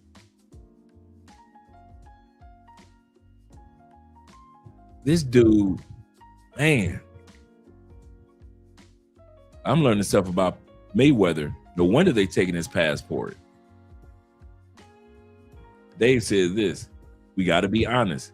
If Floyd was overseas, and that's a good point that you guys have been making. If Floyd was overseas, I was just thinking something made me laugh. If Floyd was overseas, he would have been the biggest trick. Good point. The biggest trick, let's be honest, horrible spending habits in the US. Imagine him overseas. I was just thinking to myself, shout out to Fadi in the building. I was thinking to myself that me personally, I'd have left the United States after my last Pacquiao fight back in the day. I'd have left with Pacquiao. Soon as that fight was over, it'd be me and Pacquiao in the Philippines. I'd have had enough money to buy as much as I want and enjoy myself in Southeast Asia for the rest of my life. I would not be in the States anymore, stressed out. Man, please. I'd have been with Pacquiao. Y'all wouldn't have been seeing me no more. Fadi says this. He said, Money Mayweather has been living beyond his means. We all know that. Mayweather was fronting the life. Gates and Bezos are of that life. Absolutely correct. You see Gates walking around with his V-neck sweaters. And that's it. That is it. Yeah, he should have sold all that jewelry, but we don't even know if the jewelry is real. If Floyd was in Colombia, he'd be giving Papa. Yeah, they'd been drugged him and killed that man. They'd have been got him. Shout out to Zay in the building. Zay said, rich folks in the States even feeling the economic pinch because of hyperinflation. That is true. That is true. Let's get back to the video. That's a good point. A car dealership sued him over an unpaid Mercedes Maybach G-Wagon worth around $1.2 million. This dude got debts after debts after debts after. Let's bring this beat back. This is crazy. Let's bring this beat back. I'm going to keep my mouth shut, man. $1 million in unpaid taxes from 2018 and 2023. This became public knowledge on April 9th, and since then, the boxing world has been going crazy. When the IRS files a lien, it means the government can legally grab your property until you pay up. We're talking about his Las Vegas real estate, potentially his cars, anything he owns there. His lawyer was asked about it and simply said, no comment. Floyd Mayweather is in a breach. He is officially in a breach. He's been in a breach since the day he went out and said what he said on Saturday, but he's officially in a breach as of yesterday. He has a cure period. There are certain things that he needs to do, and he has multiple breaches, not just one. Now here's the thing, this is not the first time Floyd has been in this situation, not even close. Back in 2010, there was a $7.2 million lien. In 2015, right after that massive Pacquiao fight, the IRS came knocking with a $22 million lien. Floyd actually told the IRS his money was tied up and he couldn't pay right away. He eventually cleared it using his Conor McGregor fight money in 2017. Then, in 2023, a U.S. tax court judge ordered him to pay $5.5 million in tax problems, plus another $1.1 million in penalties, all related to a $14 million tax deduction that got thrown out. So the pattern is very clear. Big fight money comes in, taxes don't get paid, IRS files a lien, Floyd waits for the next big fight to pay it off. Rinse and repeat. But this time things are different, and that's where it gets really interesting. A few months back, Business Insider published a deep investigation into Floyd's finances. We're talking hundreds of pages of real court documents, property records, loan papers, and legal filings. No rumors, no guessing, just cold, hard public records. And what those records showed was not pretty. Floyd borrowed around $54 million from a lender named Don Hankey. The interest rate was about 9%. To secure that loan, he put up 14 homes, his Las Vegas strip club called Girl Collection, and his private Gulfstream jet as collateral. So he put up the strip club, the 14 houses, and his jet that actually still has a $300,000 loan on it. I mean, lien, not loan, but lien. It means if he misses payments, all of those things are at risk at the same time. There were also 2 commercial property foreclosures. His strip club owed over $52,000 in unpaid property taxes. His Las Vegas mansion, yes, the mansion, had a lien placed on it. Yeah, but he didn't. He could have, you're right, Zay, but he didn't. He just spent the money. He just tricked the money off, man. $500 million. Floyd has made $500 million in his lifetime and basically tricked that money off. For not paying a trash collection bill. In New York, a luxury apartment building sued him for over $330,000 in unpaid rent, with the total claim crossing $515,000. A Texas company sued him for $137,000 in unpaid jet fuel bills. His Gulfstream jet had a $358,000 lien on it for maintenance work. A car dealership sued him over an unpaid Mercedes Maybach G-Wagon worth around $1.2 million. Jewelry companies are also suing him for millions in unpaid watches and gold items. Before we go any further, this is one of the reasons I got so much respect for Chad Ochocinco. This is why the former quarterback, the former wide receiver for Cincinnati Bengals that we see every night on YouTube with Shannon Sharp. This is one of the reasons I have a lot of respect for Chad Ochocinco. He still ain't spent a lot of his NFL money. He said, when I was out there, he said, I purposely wore fake gold because I was already famous. I didn't need gold for people, real gold for people to respect me. He said, so anytime you saw me with gold rings or diamonds, he said, I purposely wore all fake. This is the same brother that slept in the stadium for 2 years on the couch, his first 2 rookie years. First 2 years after being a rookie. Instead of spending his money and flossing, that brother still got most of his money, most of his NFL money. Rob Gronkowski, another dude, ain't spent none of his NFL money. Beast Mode, the running back for Seattle Seahawks, Marshawn Lynch, ain't spent none of his NFL money. Them dudes ain't flexed and did none of that.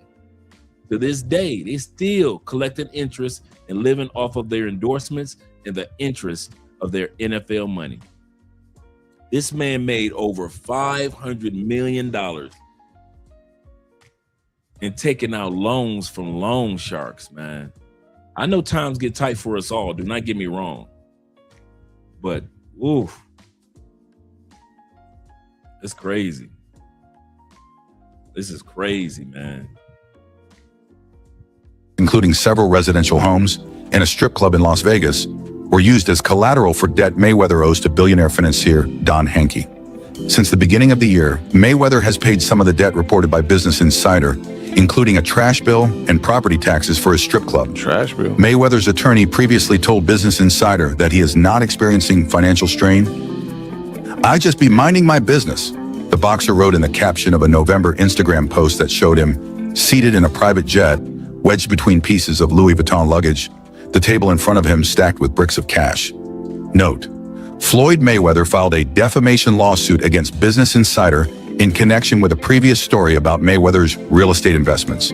The case is pending and BI stands by its reporting. And keep in mind, back in 2021, Floyd sat in front of cameras and said, I'm financially set. I want to let everybody know this. He said in 2021, every property I have is paid for. My jet paid for. All my cars are paid. That was 2021. By 2025, the records tell a completely different story.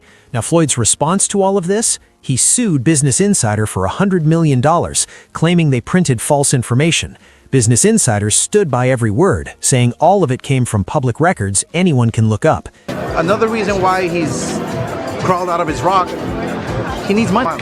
Fighters like that always go broke. He's always spending. Absolutely. Look, he's not fighting anymore, so that big money's not coming in. Look at what happened to Mike Tyson. He made. You see how De La Hoya ain't broke. You see, De La Hoya made sure that he kept money, kept a low image, and learned from Mike Tyson and learned from other people. Shout out to you guys supporting by way of the Patreon. Make sure that you join and support the Patreon.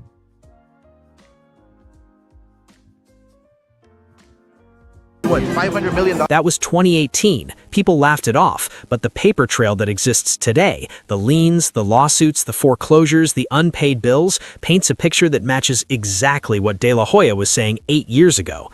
His former accountant, Dave Hall, even said Mayweather spent heavily without ever setting aside enough to cover his taxes, and the people who used to manage his money, his manager, Al Heyman, his promotion CEO, even his uncle and trainer, Roger Mayweather, who passed away in 2020, they're all gone now. The guardrails are off. All right, number tres is this, the child support. If you owe back child support of over $2,500, they can come after your passport application and your passport if you owe over $2,500. And that's been around for quite a while. That policy has been around for a while. So shout out to E-Man Perry in the building. So there it is. Let me add this to the stage and take this down, let you guys see this. Once again, we're at the State Department /IRS's website. Right now we're at the Office of Child Support Enforcement. And right here, this article was written in 2023. Once again, this is not a new policy. So while the sisters of the community are jumping up and down, this policy is just being enforced by Trump. It is not a new policy. It says passport denial program, which is part of the federal collections enforcement program, helps the state to enforce past due support obligations. Under the program, there's a whole new program. I mean, not a whole new program, but an actual program that exists, a collection agency. Under the program, the Federal Office of Child Support Enforcement. Submit a record of parents certified. Once again, that certified means that you are certified delinquent by a state having arrears exceeding $2,500 to the State Department. Now, this article was updated April 7th last year. So let's get started. He said they can also do the same if you owe money overseas. They can? I didn't know that. If you owe, no, you know what? That's true. I just talked about that. That's true. Shout out to you, Will. Overseas child support. A lot of guys don't think about that. A lot of guys don't realize a lot of countries coincide with the United States. So if you get a girl pregnant in a lot of countries, I want to say this again because Will is making an excellent point, which I don't want to go past. A lot of you guys think that you're going to go to another country and get a chick pregnant and then you can disappear. You just do not know that the United States works alongside with a lot of countries. And all that young lady got to do is just do a little homework, reach out to the U.S. State Department, and start collecting child support from your check. She does not have to be in the United States to do this. She does not have to have the fancy lawyer or accountant. It's not something that you got to be careful, man. You got to be careful. Will is 100% right. They can come after you, even if you're back in the States or if you're in another country, doesn't matter. If that country works alongside with the United States, and many countries do, all she got to do is either go to the consulate or the U.S. embassy, and they will walk her through the steps. And the next thing you know, you are at work and your check is missing money. And you're wondering, what is this? And it is child support. And you're wondering, what do you mean child support? I don't have any kids. What about that kid that you had on the island of so-and-so? What about that kid you had in Brazil? Or what about the kid you had in Europe or wherever it may be, or Southeast Asia? I don't have a kid in this country. How can they take money from me and my child is not in this country? They can. So when we tell y'all be careful going raw in these women and stop acting like women in other countries are stupid, y'all gonna learn the hard way. Y'all gonna have to learn the hard way, man. Y'all gonna have to learn the difficult way to stop shooting up the club and thinking you can run back to the States and shun your responsibilities. It's not like that. Zay says, I heard a story like this. He said, brother got a chick prego and was paying her monthly. But because of spite, she never told to put him on child support. He was stuck for 4 months in that country. She never told him that she put him on child support, and he was stuck in that country. She never told him she put him on child support, and he was stuck in that country. Having a passport, gentlemen, does come with a responsibility. Absolutely correct. So now let's bring up the video. Let's bring this back down and bring back up the video. If you're in arrears, unfortunately, your application might also get denied. You'll want to wait until you're caught up on all your payments to submit that application. Number 3 is having an outstanding warrant. Most people have no idea this law already exists. If you owe more than $2,500 in child support, the government can stop you from getting a passport. And now reports say enforcement may become much more aggressive. And yes, this is backed by federal law under 42 USC 652 subsection K and 22 CFR subsection 51.60. Here's how it works. Every state has a child support enforcement agency. When someone falls behind enough to become what the federal government calls seriously delinquent, the state can electronically report that debt into the federal system. That information then gets sent to the U.S. Department of State. At that point, your passport application can be denied. Your renewal can be blocked. And in some situations, an existing passport can even be revoked. Now, here's the part most people don't realize. This isn't just about people trying to flee the country. The government says if you can afford international travel, you should pay your child support first. But critics say the system can become dangerous because not everybody behind on payments is refusing to pay. Some people lost jobs, some become disabled, some are fighting incorrect balances, and once your passport gets flagged, it can affect work, travel, and your ability to earn money. So how does it get fixed? The State Department usually doesn't clear the hole themselves. The Child Support Agency has to remove the certification after payment, settlement, or repayment agreement. He's 1,000% correct. Before we go any further, the State Department is the one that makes the threshold $2,500. The person who you have to work with are the friends of the court, or in other words, your local child support agencies. That's who you reach out to. I'll make it even more streamlined. I'll put it where the goats can get it. You need, or a friend of yours that wants to get their passport or protect their passport, you need to reach out to your caseworker who you work with, who I don't care if you haven't talked to them in 3 years since your court date and they scheduled the child support. You need to reach out to your caseworker.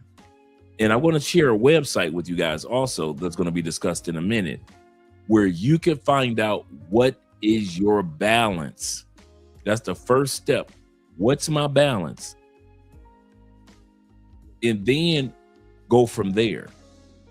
But to put your head in the sand and assume what your balance is, that's where the problems come in with your passport. That's where the problem comes in with the passport. Zay says this. He said, no wonder birth rates are declining all over the world. Federal government has too much involvement in people's daily lives. This is so true. This is so true. In the United States, it used to be, when it came to Social Security, at one point in time, it was, I think it was 5 to 1. No, 23 to 1. It was 23 people to every one person that retired in the United States. It was 23 working people that would pay into the Social Security system for every one person that's already retired. Now in the United States, it's only 1.5 working people that's paying into the system for each person that's retired. And the Social Security Trust Fund is running out, and it is running out fast.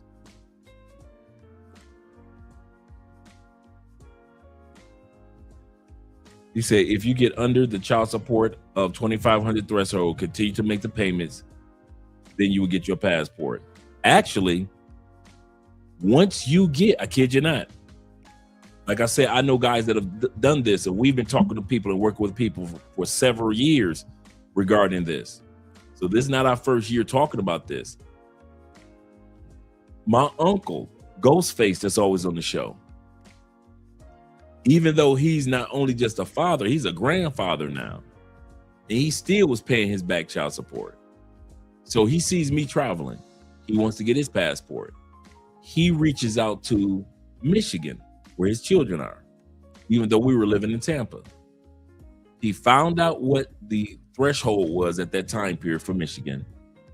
And once he got $1 under the threshold, he could apply for his passport, even though it did not. And this is important, guys. Even though he hadn't had the whole $2,500 paid off, as long as he was $999, he was able to apply for his passport as soon as he was under that threshold, even by $1. Even by $1. Now, of course, he paid it all off eventually, but don't think you have to have the whole $2,500 paid off.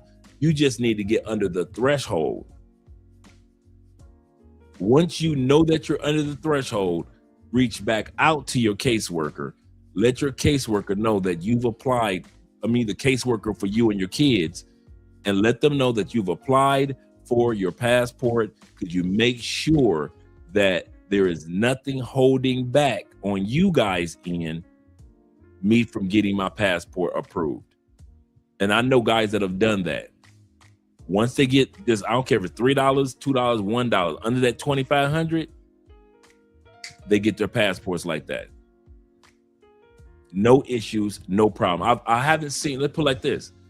Out of all the guys that I personally know, I have not seen one person that had to get their passport, that had to get their delinquency of child support to 0 before they got their passport. Never saw that.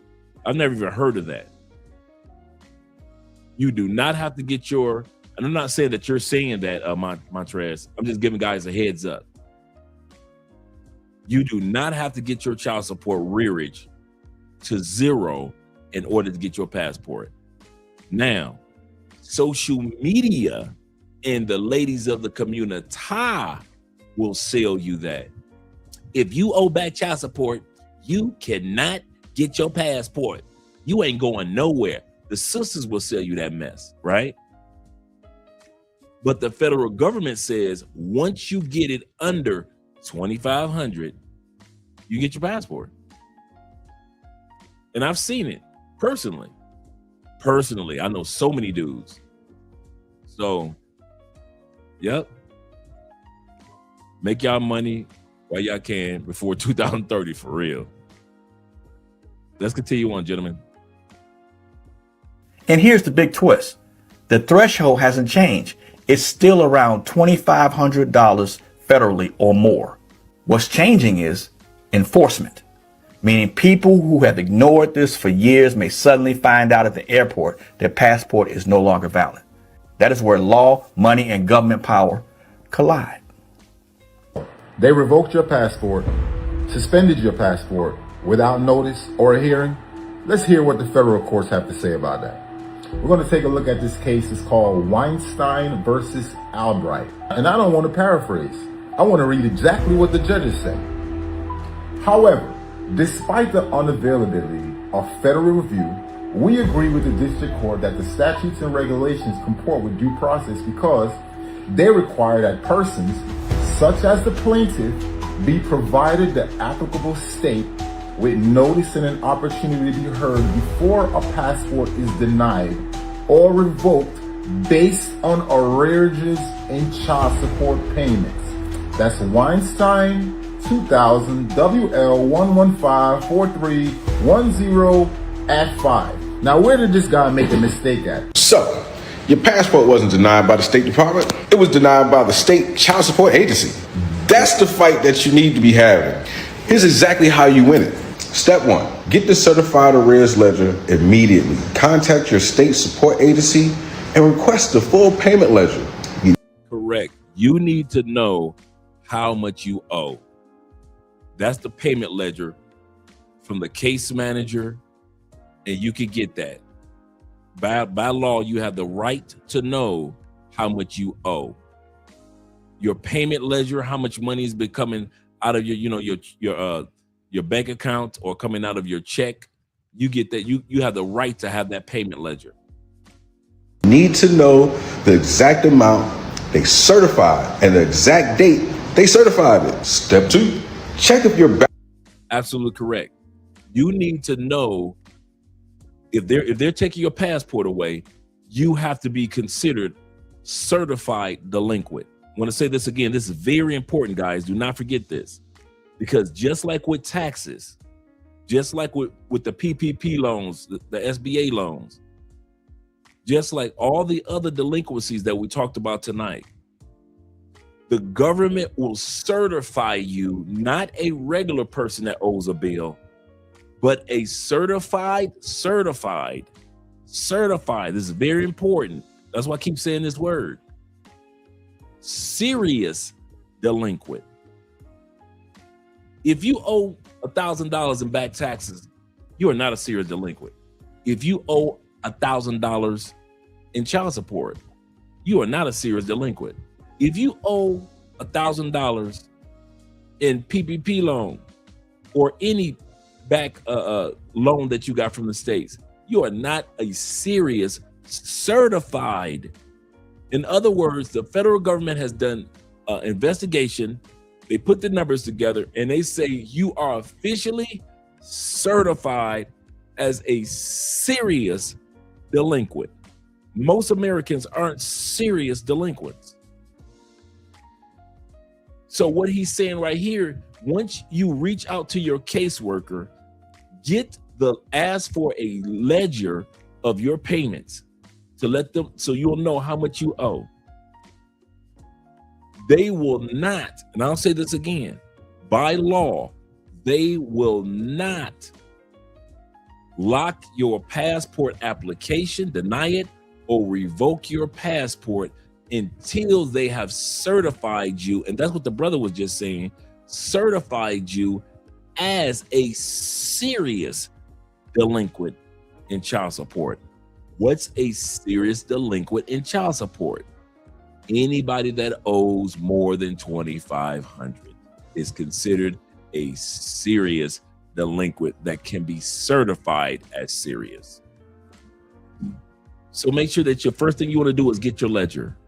In other words, find out your balance. Balances were actually over $2,500 on that date. Federal law only allows certification if you owed more than $2,500 at the time. If your payments wasn't credited or the balance was calculated wrong, the certification was improper. Step 3, verify your identity and case details are correct. Wrong social security number, wrong date of birth, name, mix-up can cause a wrongful match. If they certified the wrong name at the now, should be removed, period. Step 4, request a formal administrative review in writing. You typically have 90 days from the notice to request an administrative review. Do it in writing, get a timestamp, ask for written findings back. Always cover your ass. Step 5, pay in full or negotiate a state-approved payment plan. If the debt is real, your fastest path is full payment. The state notifies HHS, your name comes off the list, and your passport moves forward. And they do that immediately. I want to let you guys know something.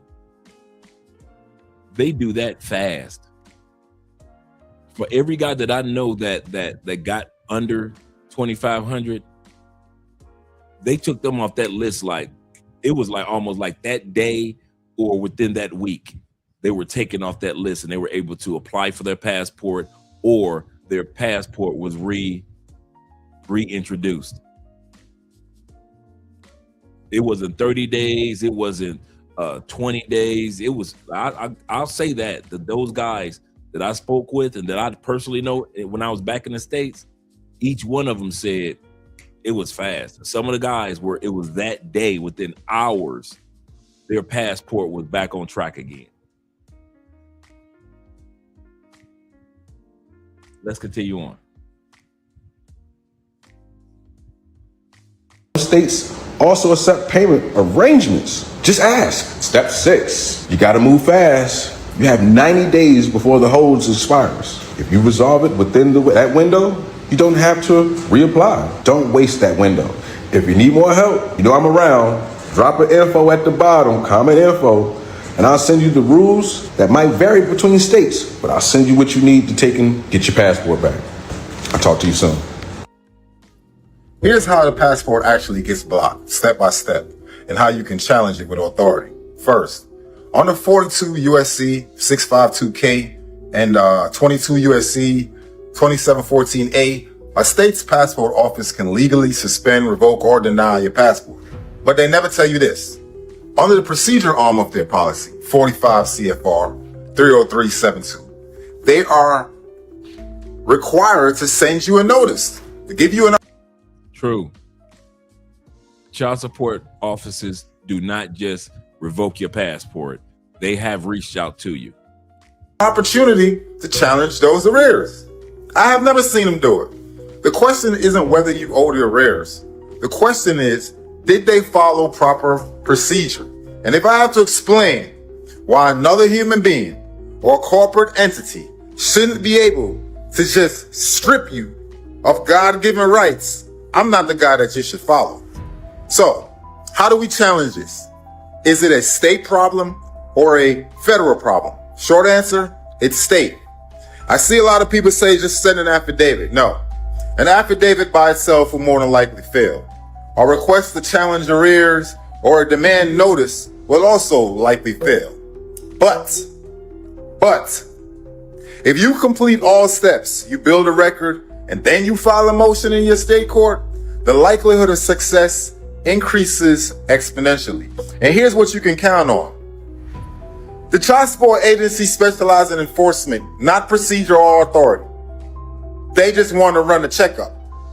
If you have this issue and you need help, send in an email here and click follow I give you all the gems.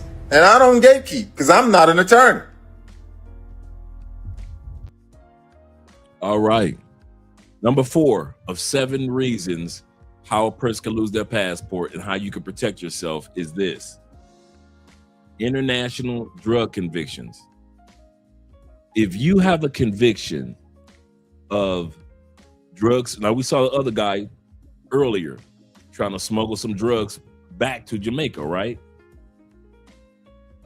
If you have a drug smuggling conviction on an international scale, you were doing it cross countries, or you were messing with kids across the world and you were convicted.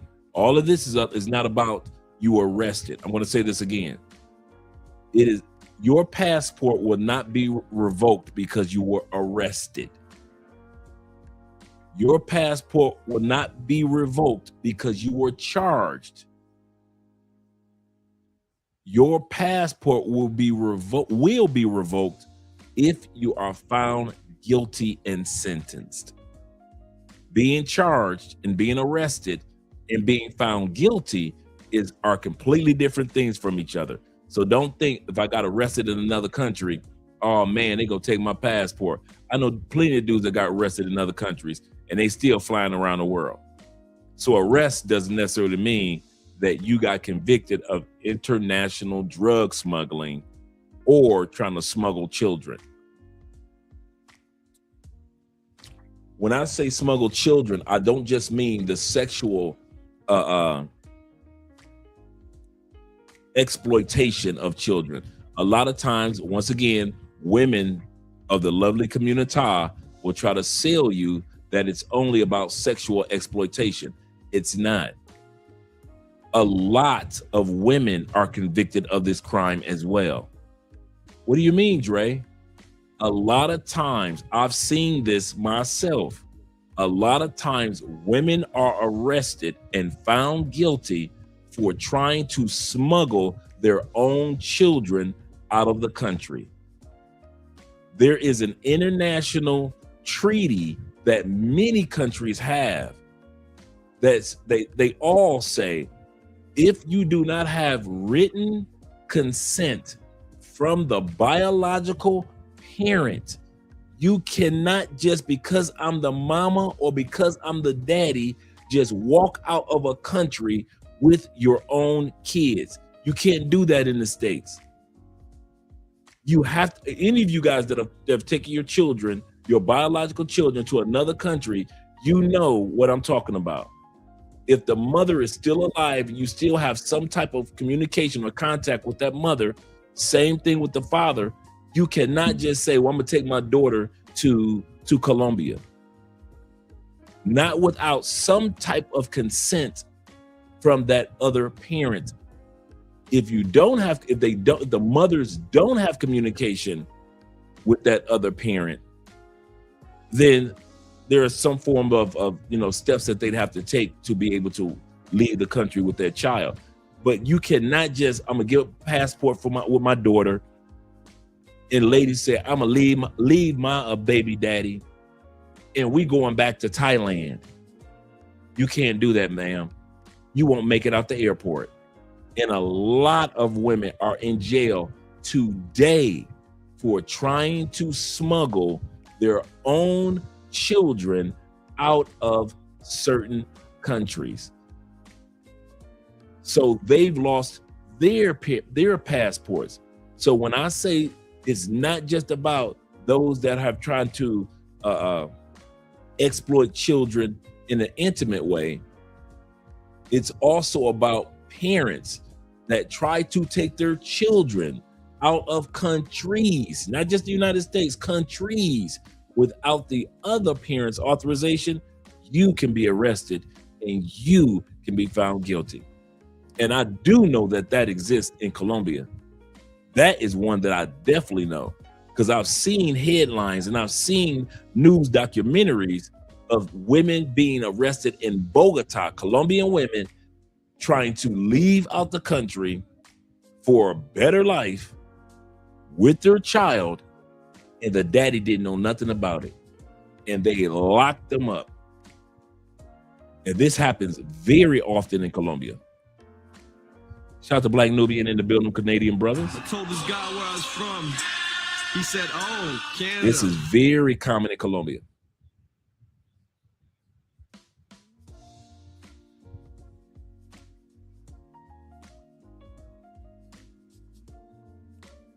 If you've been convicted of a drug crime that involved international borders or caught using your passport to facilitate an international crime, your passport application may get denied. If you were convicted for international substance trafficking or trafficking minor people, you cannot apply to get a passport. 2 airline employees from Delta have been busted for allegedly smuggling drugs. The drugs were being smuggled in from outside the country. And Marcelo Chavez in bond court. What kind of work do you do? He's a flight attendant. I'm a flight attendant. And this flight attendant at Miami International Airport Tuesday, where according to his arrest form, he was getting off an American Airlines flight from Brazil with his live-in boyfriend and now listed as co-defendant Ronald Maldonado.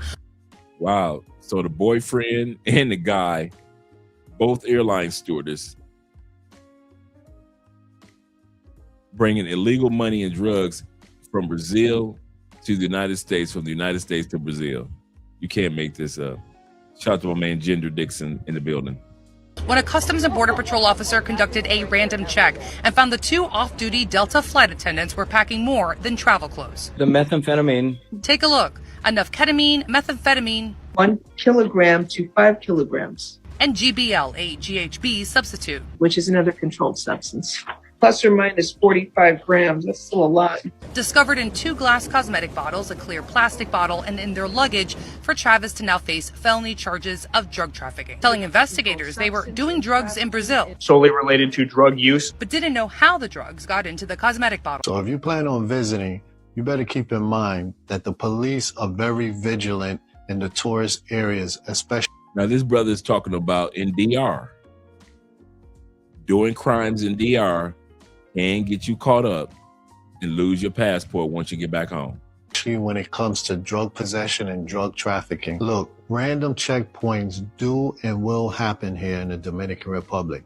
If you're carrying any type of narcotics, even if it's unwillingly, it can ruin your trip here or even any plans you might have of retiring here in the Dominican Republic. All right, so this is another really good point to bring up. And if you or somebody that you love has a criminal background and wants to get a passport, this information is for you. One reason that a passport may be denied is if a person has a criminal arrest warrant outstanding, is on probation or parole, or if there is a court order that prohibits that person from leaving the United States. The warrant would have to be recalled or the court order lifted before the individual could attain a new passport. However, in some cases, a passport could be denied even after a person has completed their punishment and is no longer under supervision. For example, any person who has been convicted of a certain state or federal felony drug offense may be denied a passport if the person used a U.S. passport in the commission of an offense or crossed an international border. A misdemeanor drug conviction should not prevent a passport from being issued. Now, with the United States having the largest prison population in the world, this is not an uncommon problem. So you fell in love and your boo thing got them felonies, but yet y'all still want to collect passport stamps? Let's talk about it. All felonies do not prevent you from getting a passport. However, there are administrative codes that prohibit certain people from getting a passport. If you have drug trafficking charges, you're not going to be able to get a passport. You're considered a danger to national security. Now, the way that she worded it, if you're convicted of drug charges, then you can't get a passport. Y'all looking at me, convicted of drug charges, 10 years in the feds. So we know that's not true, the way she worded it, right? Every time you see your boy Dre over here, there should be no questions that I got state cases that I was convicted on. I got fed cases. I got more numbers behind my name than a parking lot. I was on parole before. I was on probation before. So I basically check all the boxes, right? So if nobody should get a passport, it should be a dude like me, right? Right? The way that she worded it. She said, if you get convicted of a drug charge, you cannot get a passport. And she's talking to probably a mainly female audience. What it is if you get convicted of an international drug charge, you ain't gonna get that passport. You might as well get that one up, baby. You can forget about that one. But local US based drug charges, for the most part, no. Once you get out, you can get your passport. Yes, you can. Take it from your boy. That's probably one of the reasons that is the number one reason why I share about my convictions, because there are so many people out there that still don't know that if you were a felon and you're off parole and you're off probation, you can apply for your passport like that next day. There's still a stigma in a lot of communities that if I lost my right to vote, that I've lost my passport, so don't let me try. So I try as often to let guys know I am a prime example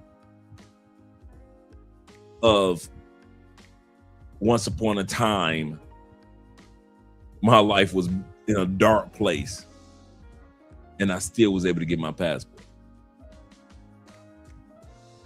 Let's continue on.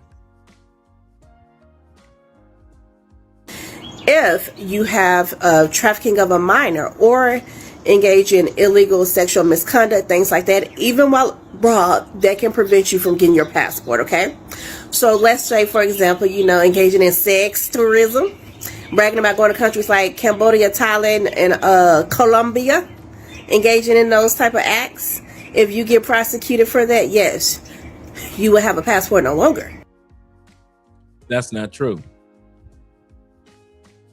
What she just said was not true. We all know that's obviously not true. And she named off countries where pay for play is legal. Maybe if she named off another country, it could be true. A lot of these women are just saying stuff, guys. So the reason why I put her up here is to let you guys know that there are women on social media giving fake information. That's why I do this episode every year, because I know that there are women and men out there that are giving fake information because they're hurt, because you guys are going to other countries, enjoying your best life, and hurt people. So many of them would like for you to just stay in the States with them.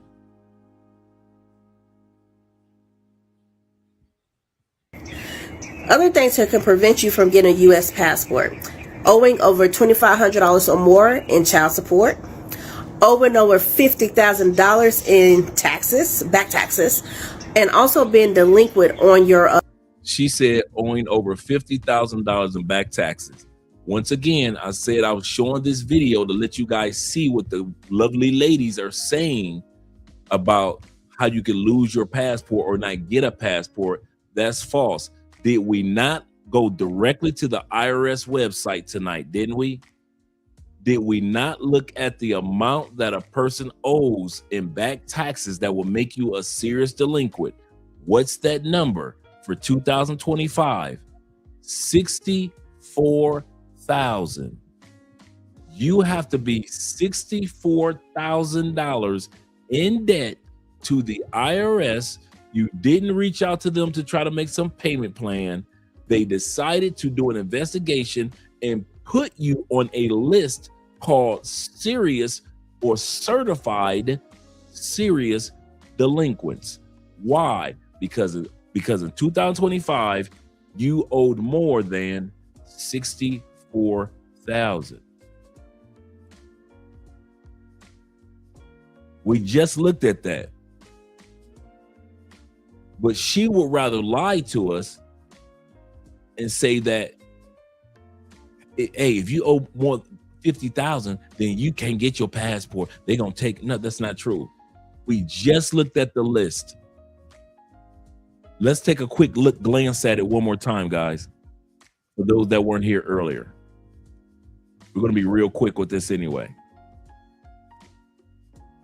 Right here. Let me move me out of the way. Right here. From 2018, it was 51,000 in 2018. If you owe more than $51,000 in back taxes, the IRS could do the investigation, make you certified, and once they had you certified, you were certified serious delinquent. That's what they will certify you as. Let's scroll all the way down to last year, 2025. It's $64,000. So once again, these ladies on social media are telling you lies to make you somewhat panic, make you somewhat worry, but it's not true. It's not true. We went over all this. Like I said, this episode I'll be taking down tonight, and it's going directly over on Patreon. Let's go back to the video. Montreal says the problem is people do not do their research. Absolutely correct. And since I know that, this is why I do this video every year. This is the number one reason why I do this video every year, because I know that people do not do their homework. You're correct.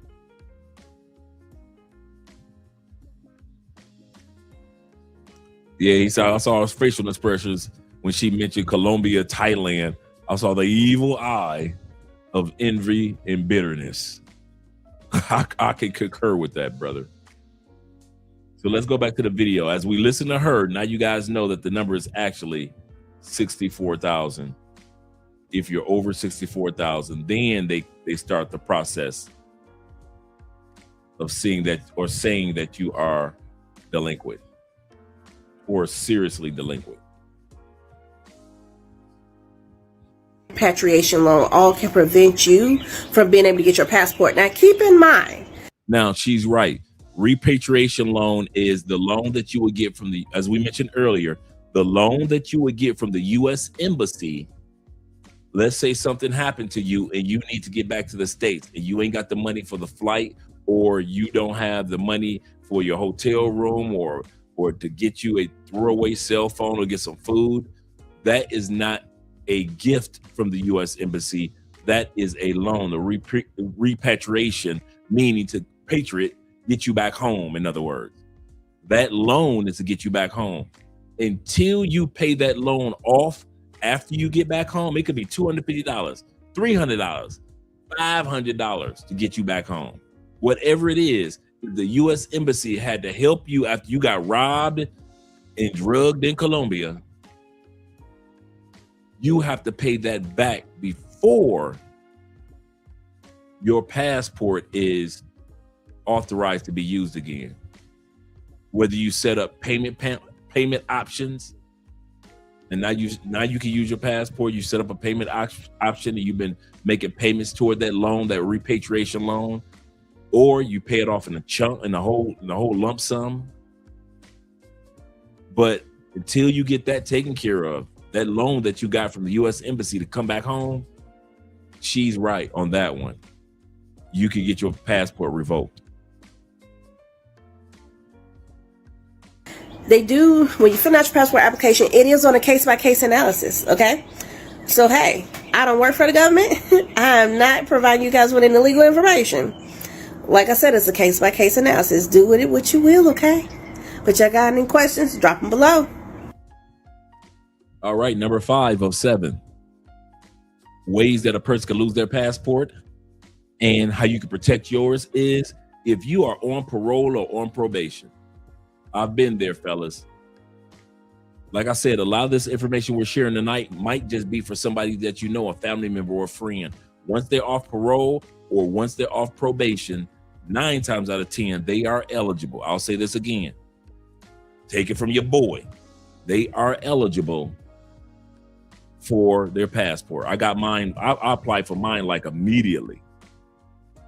Even though I didn't use it till years later, I applied for mine immediately, and it was no problem.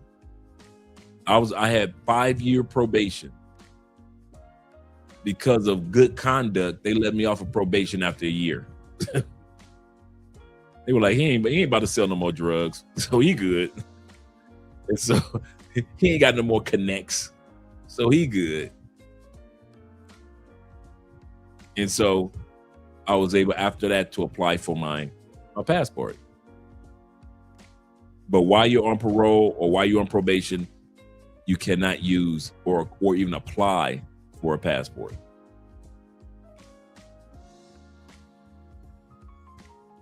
Someone asked me on my Instagram if formerly incarcerated people or convicted felons can submit to get their passport paid for. And I say, hell yeah. You are absolutely welcome. However, there are some stipulations, and these are based on U.S. regulation. If you are awaiting trial, if you are currently on probation or parole, you cannot even apply to get a passport. If you're currently on probation or parole, you want to wait until your sentence is complete to go ahead and apply for the application. It'd also be helpful if you could submit a letter from your parole or probation officer along with your application. You don't have to do that. She said it could help if you submit a letter from your parole or probation officer. I'm gonna let you know this. Y'all ready? When you are off parole and you're a probation officer, you ain't even got to go to that office. This is the last hurrah, goodbye. My parole officer, she knew I was trying to smash her. So she knew better. I was trying to smash my probation officer. I ain't gonna lie to you. I told her time and time again, I said, we can wait till while I'm on probation or we can wait till while I'm off of probation. Either way, you gonna get got. There is no, oh, I need to go back to the probation department or office to get a letter of release to prove to the federal government that I no longer am on parole. They already have all that information. I've never heard of anybody that has a federal record. I mean, not federal, but any conviction that applied for their passport and they had to have a probation release letter added to their pass. I've never heard of that. Could it help? I don't know, because I don't know anybody that's ever had to do it. Once you walk out the probation officer or office, that last time, case is closed. They're on to the next files. They got a stack of people that they got to deal with. They do not have time to be coming back and dealing with you, and you are no longer on probation. So what she just said is there is no receipt that you get when you're off probation. Here, sign here. This is the official receipt that says you're no longer on probation. Take this with you. No, you don't get that. You don't get that. You just free. Deuces. Go home. That's it. That's it. Zay says this. He said, I have a family member that's on probation due to gun charges in this state. Now, I had gun charges. I didn't get found guilty of the guns, but I had gun charges. So I was charged. In the States now, has to return and get permission to leave the country. Absolutely correct. But he absolutely has to use his passport. So yes, you can. Yes, you can. Absolutely. I agree with that 1%. But in his case, just like Zay said, he made sure that he got permission.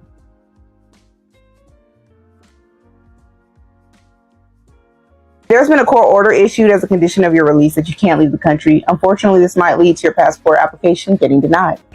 I'm on parole until August 16th of 2024. That's the end of the 3 years of supervised release that were one of the conditions of the pardon that got me out of prison. But I also have a passport, so theoretically I could just book a ticket and go anywhere in the world that would have me. The problem is, anytime I leave the state of Virginia, whether domestically or internationally, I need permission to travel. I need a signed, approved travel pass from my PO, or I'm in violation of the conditions of my release, and they could send me back for the entirety of my term. And while my PO has approved every request I've made domestically, I've been all over the country in the last nearly 2 years, I haven't been able to get approved to go overseas. So I had to turn down a speaking opportunity in Canada, an event in England, and now I may have to turn down a documentary opportunity in Norway. Because again, I could get over there. Actually, Canada and England are kind of tough because you have to get a visa if you have a criminal record, and if you don't, sometimes you slip in and sometimes you don't. It's a complicated situation. I've never had to get a visa to go to UK.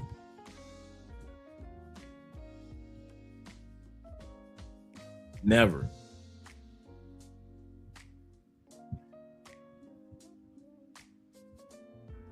My record stands out like a siren, dude.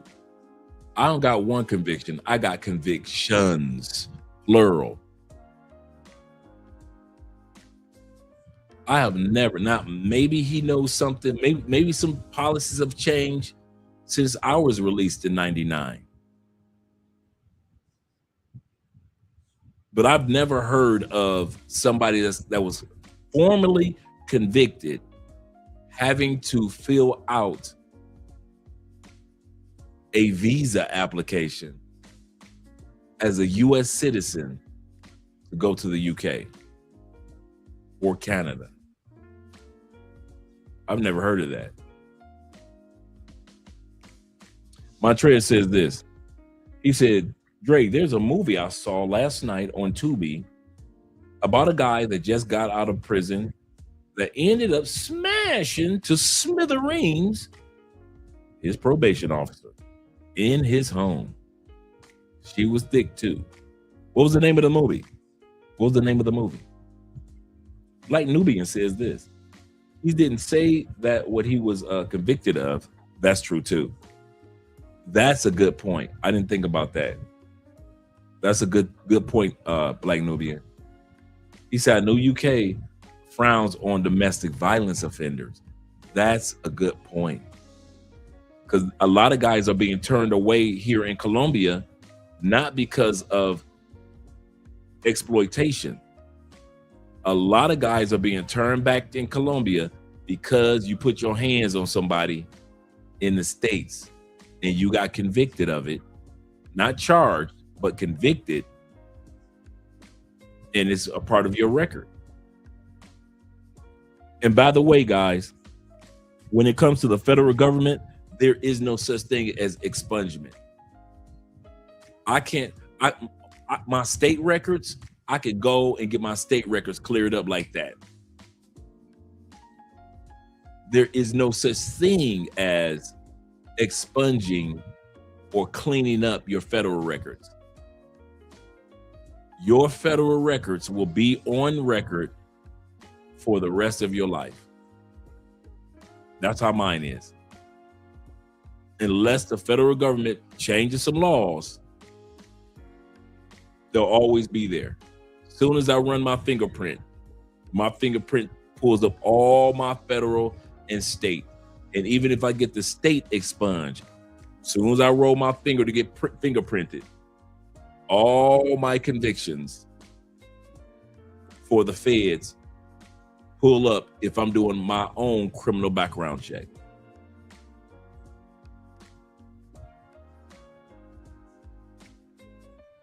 So you're absolutely correct. It depends on what that person got convicted of. I didn't even think about that. Good call. But at least for the project in Norway, I could get over there. It would be the coming back that's the problem. Because when I tried to come back, I'd be flagged because there would be a warrant for my arrest because I would have violated the conditions of my release, and as soon as they found me, they would stick me back in prison for the entirety of my term.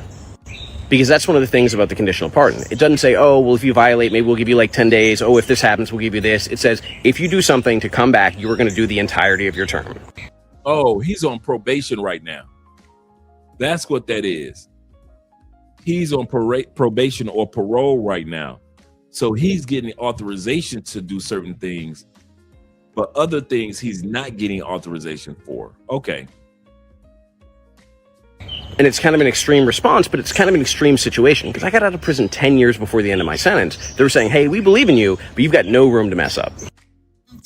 Hey guys, so I wanted to share something that as an addict that's in recovery is a huge win.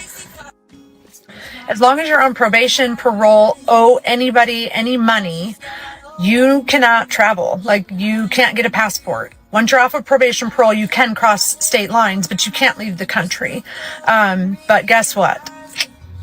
I finally was able to receive a passport for the first time in my life.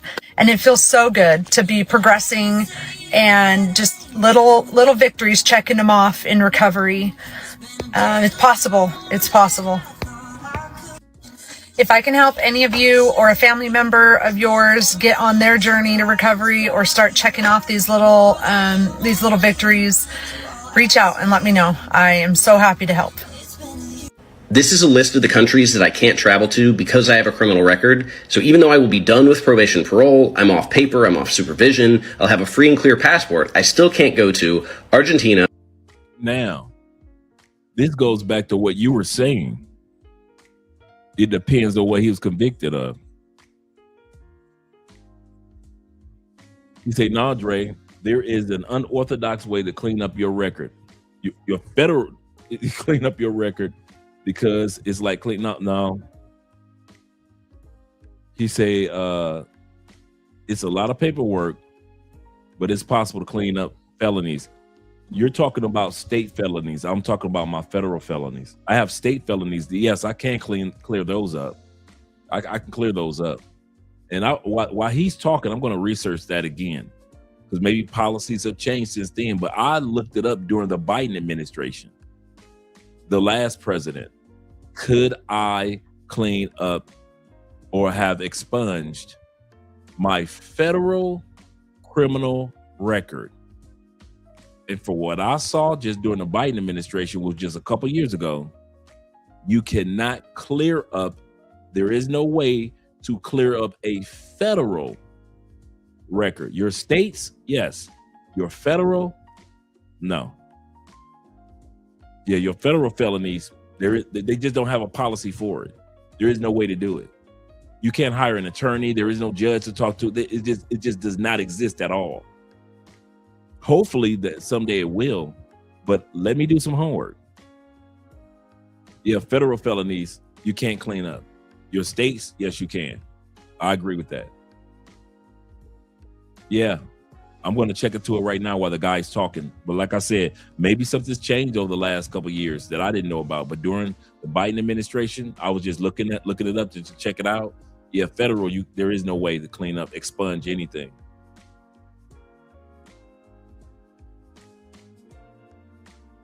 Okay, in this guy's case, you guys might be right. It depends on what he was convicted of, because he's going to name off countries that I've already been to. He's trying to make it seem like because I've been convicted of a crime, I can't go to, or a person with a felony can't go to these countries. And I'm here to tell you, I've gone to some of these countries that he's talking about. So I don't know what he's talking about. So it has to go back to what you guys were saying, that it depends on what this guy on the screen was convicted of. Yeah, maybe, misdemeanors, but yeah, the felonies, yeah. Like I said, maybe something's changed. I'm going to research it in a second while this guy is speaking. Australia, Brazil, Cambodia, Canada, Chile, China, Cuba, Dominican Republic, Egypt, Ethiopia, Hong Kong, India, Indonesia, Iran, Ireland, Israel, Japan, Kenya, Macau, Malaysia, Mexico, Morocco, Nepal, New Zealand, Peru, Philippines, Singapore, South Africa, South Korea, Taiwan, Tanzania, Tunisia, Turkey, Ukraine, United Arab Emirates, United Kingdom, and the United States. And there are obviously some exceptions and some caveats to this. For example, as a United States citizen, I can obviously travel in the United States, but somebody from outside with a felony conviction faces some of the harshest restrictions in the world. Okay, number 6 is, if you are a national threat to U.S. security, you can get your passport revoked. That should be a given. And then if you were involved with international DRUG trafficking or with international child abduction. And if you've ever been convicted of treason or espionage, or you've had some sort of plans to take down the U.S., you're probably going to get your passport denied. Is warning that U.S. cities are to be on high alert for potential attacks from sleeper cells in the United States homeland. This coming after we're hearing it is very likely now coming out all across the news media outlets that the attack in Austin was a lone wolf sleeper cell attack. Let's go ahead and take a look at the latest so that way you can see it for yourself. Austin shooting appears to be linked to Iranian sleeper cells. Senator Ted Cruz has said, I'm going to play for you the video footage so you can see it for yourself. Greg Abbott warns Iranian sleeper cells must be taken seriously after deadly Texas shooting. Growing fears of sleeper cells in the United States following Iran attacks. And I forgot to mention that all of these articles coming out today, March 2nd, 2026. Hezbollah sleeper cells active in U.S. backyards. The wake-up call is right now. The Trump administration just officially classified transgender people and anti-fascists as top national security threats in the same category as ISIS and drug cartels. This was in a counterterrorism strategy document Trump signed this week. CBS News and the AP covered it as a story about drug cartels. Midas Touch actually read it. So did I. And I need to talk about it. The document explicitly lists left-wing extremists, people with radically pro-transgender ideologies, and anti-fascists alongside ISIS as threats requiring the full counterterrorism apparatus of the United States government, including surveillance, including mapping domestic groups and identifying their members. Your government is now officially treating trans people and people who oppose fascism as terrorists. Is your union a threat to America's national security, or is the government using national security as a smokescreen to take away your rights? I'm an attorney who represents federal employees, and last week something unprecedented happened. The Trump administration filed a lawsuit in a carefully selected Texas court seeking permission to terminate union contracts for hundreds of thousands of federal workers, claiming that these unions threaten, quote, national security, end quote. And the passports are assembled in Thailand. They're not even assembled in the United States, American passports. So I write up a memo and I said, look, this is potentially a problem. I'm not saying the Chinese have hacked into our passports. I'm saying that this could be a problem. Maybe, just maybe, we should manufacture our own passports in the United States. He's like, don't release that investigation. I said, why not? Well, we don't want to embarrass the White House. I'm like, are you going to let me do anything? I ended up resigning after 2 years. He wouldn't let me do anything because he wanted to be secretary. He's talking about Marco Rubio, Secretary of State. And he was saying, he was telling Marco Rubio before he became the Secretary of State, why aren't we as Americans creating our own passports in our own country? It's kind of funny. A lot of countries do not create their passports in their own country. Colombia doesn't either. I forget which country actually creates Colombia's passports, but it's not Colombia. In the United States, a lot of guys are realizing it's Thailand. U.S. passports are made and manufactured in Thailand. Secretary of State. All right. And the last of 7 reasons why you will have complications when it comes to getting your passport is because of you. You haven't applied for your passport. You've been watching Love Crossing Borders, or a friend of yours or a coworker or your mom or uncle, whoever it may be, has been watching Love Crossing Borders, and yet and still have not applied for your passport. So what I recommend is apply for your passport. $160. Go down to CVS like the rest of us, or Walgreens like the rest of us. Get your passport ID right there where they do the photos. Take your application, or even if you haven't applied for an application, go down to the post office and they'll help you apply for your application. Walk through the steps that they ask you to make with the money orders and apply for it. Make sure that you have a copy of your birth certificate, the original copy. They're going to mail it back to you. And walk through the proper steps of getting your passport.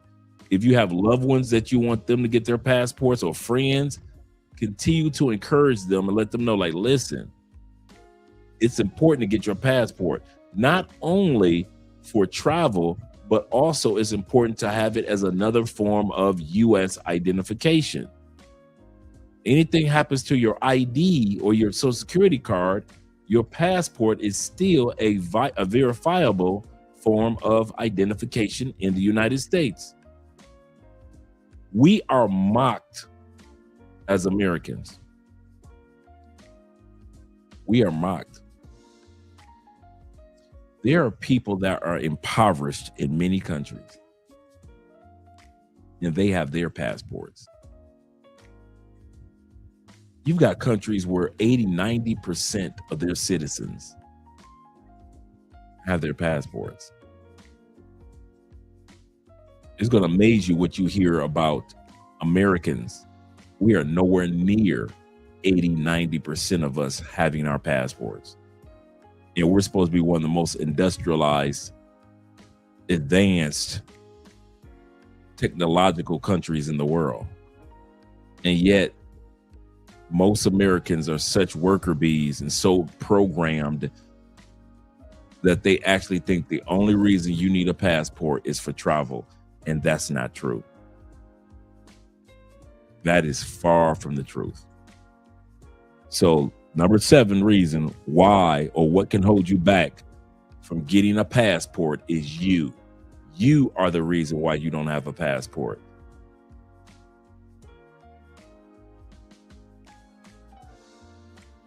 Believe it or not, there's only about 25% of Americans who have a passport, which is kind of crazy, right? Yeah, only that's 1 in crazy. 4 Americans have a passport. And of that 25%, only another 1 in 4, another 25%, ever use their passport to go further than Canada or Mexico. Wow. So, yeah, isn't that amazing? That it blows my mind. I just got back from Italy, but, I've used my passport a number of times in my lifetime, so... Yeah, so only about 7% of the entire adult American population ever uses their passport to go further than Canada or Mexico. If you're going to be willing to travel the world, you're embracing discomfort.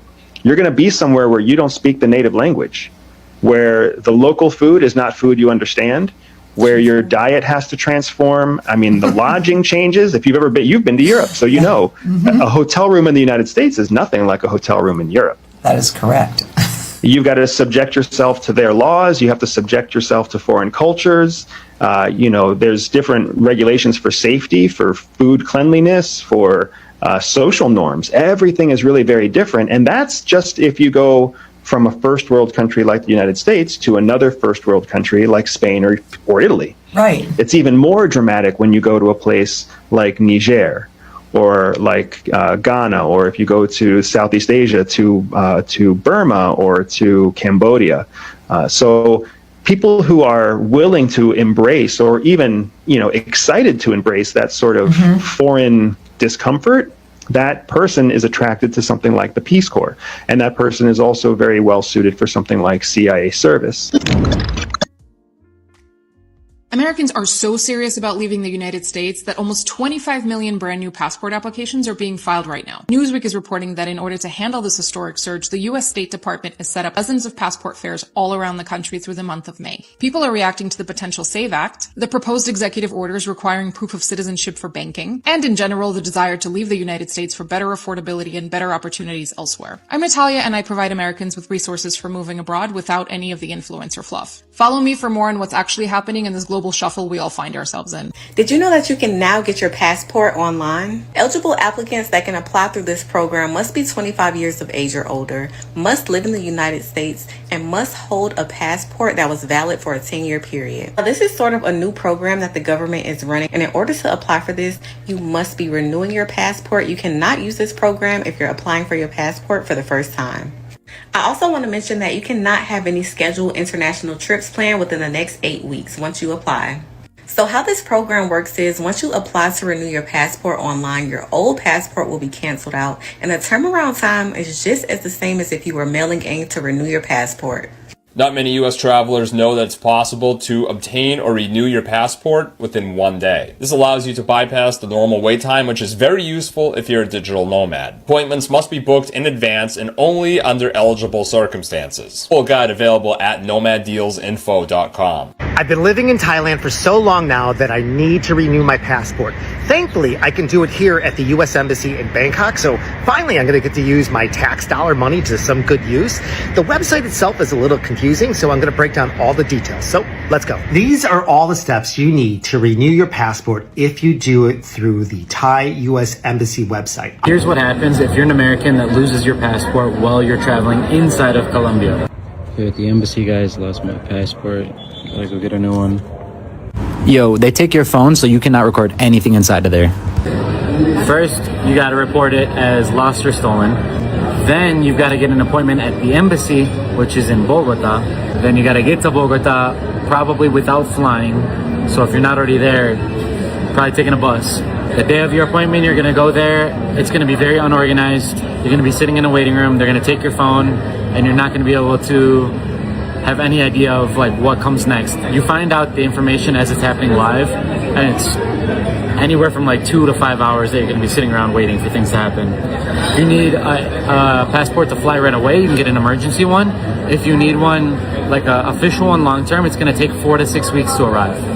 Hey fellas, man, they mad at me. They in my DMs going off, man. Like, these women are mad that I told y'all to get y'all passports. And I don't understand why y'all mad. You know, I mean, obviously you're gonna have your simps out here. Some simps are gonna just simp for the women. They don't really care. The woman drag them along. He gotta constantly compromise all the time for every little thing. And some guys are just cool with that. They're cool with being simps. Some guys don't want to feel like kings. Like, it's what it is. Like, you got the jesters and you got the kings, man. I'm just telling you, get your passport, go overseas, look on the other side of the ocean, and you will be very, very shocked and surprised to what is on the other side of the ocean. All right, and that is the end of tonight's episode. And I just got done looking up using DeepSeek. Let me add this to stage and move me out of the way. I just finished looking up on DeepSeek. Can a person with federal felony convictions have it expunged or even sealed? And the short answer is, for individuals convicted of U.S. felonies,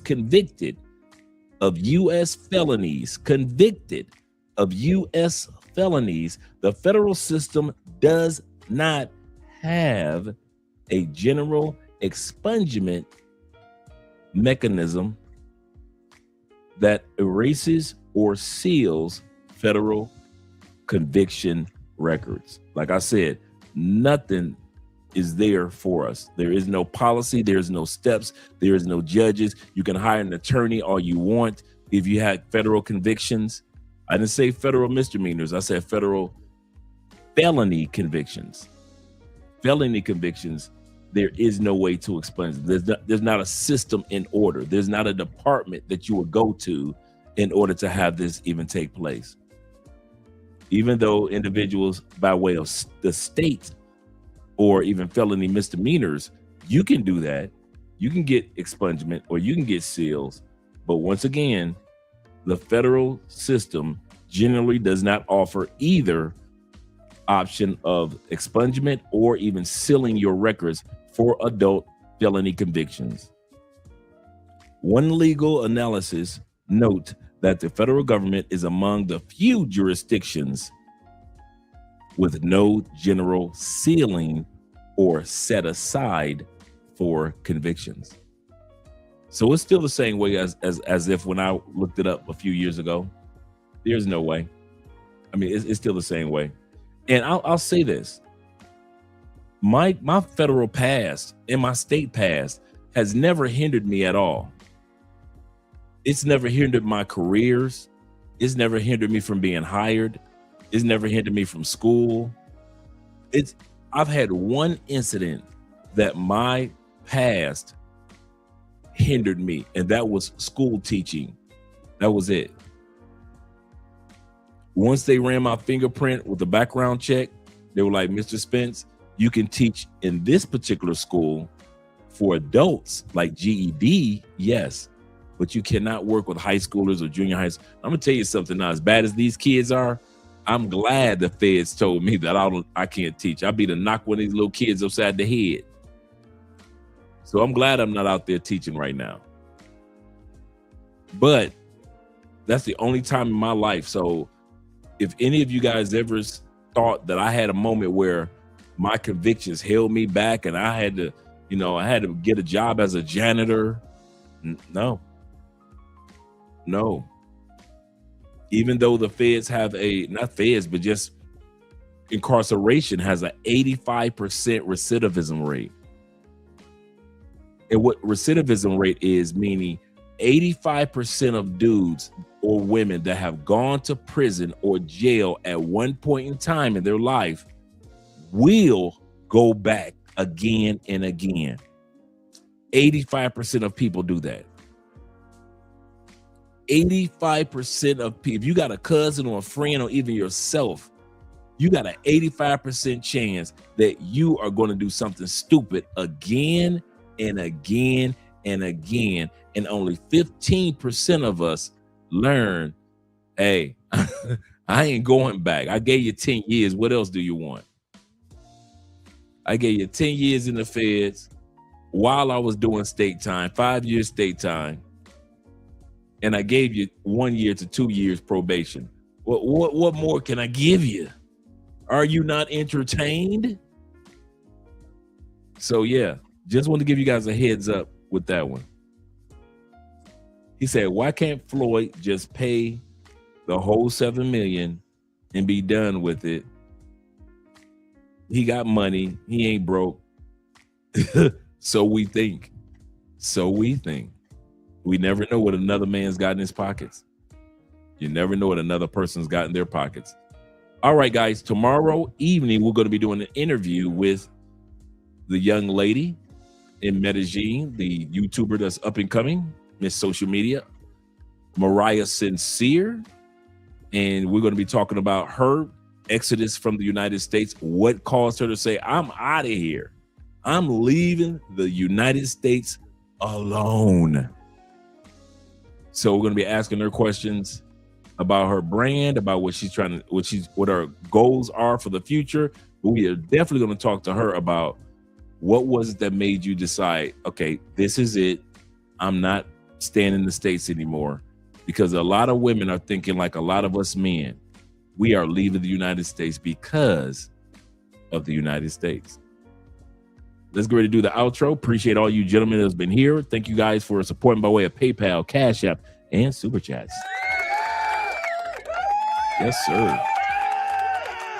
And this video will be taken down tonight, and it will be going directly towards the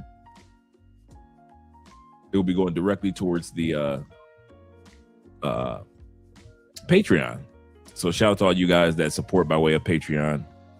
Appreciate you guys for your support. He said, yeah, Mom Spaghetti said, I'll see you tomorrow, Dre. I will be here.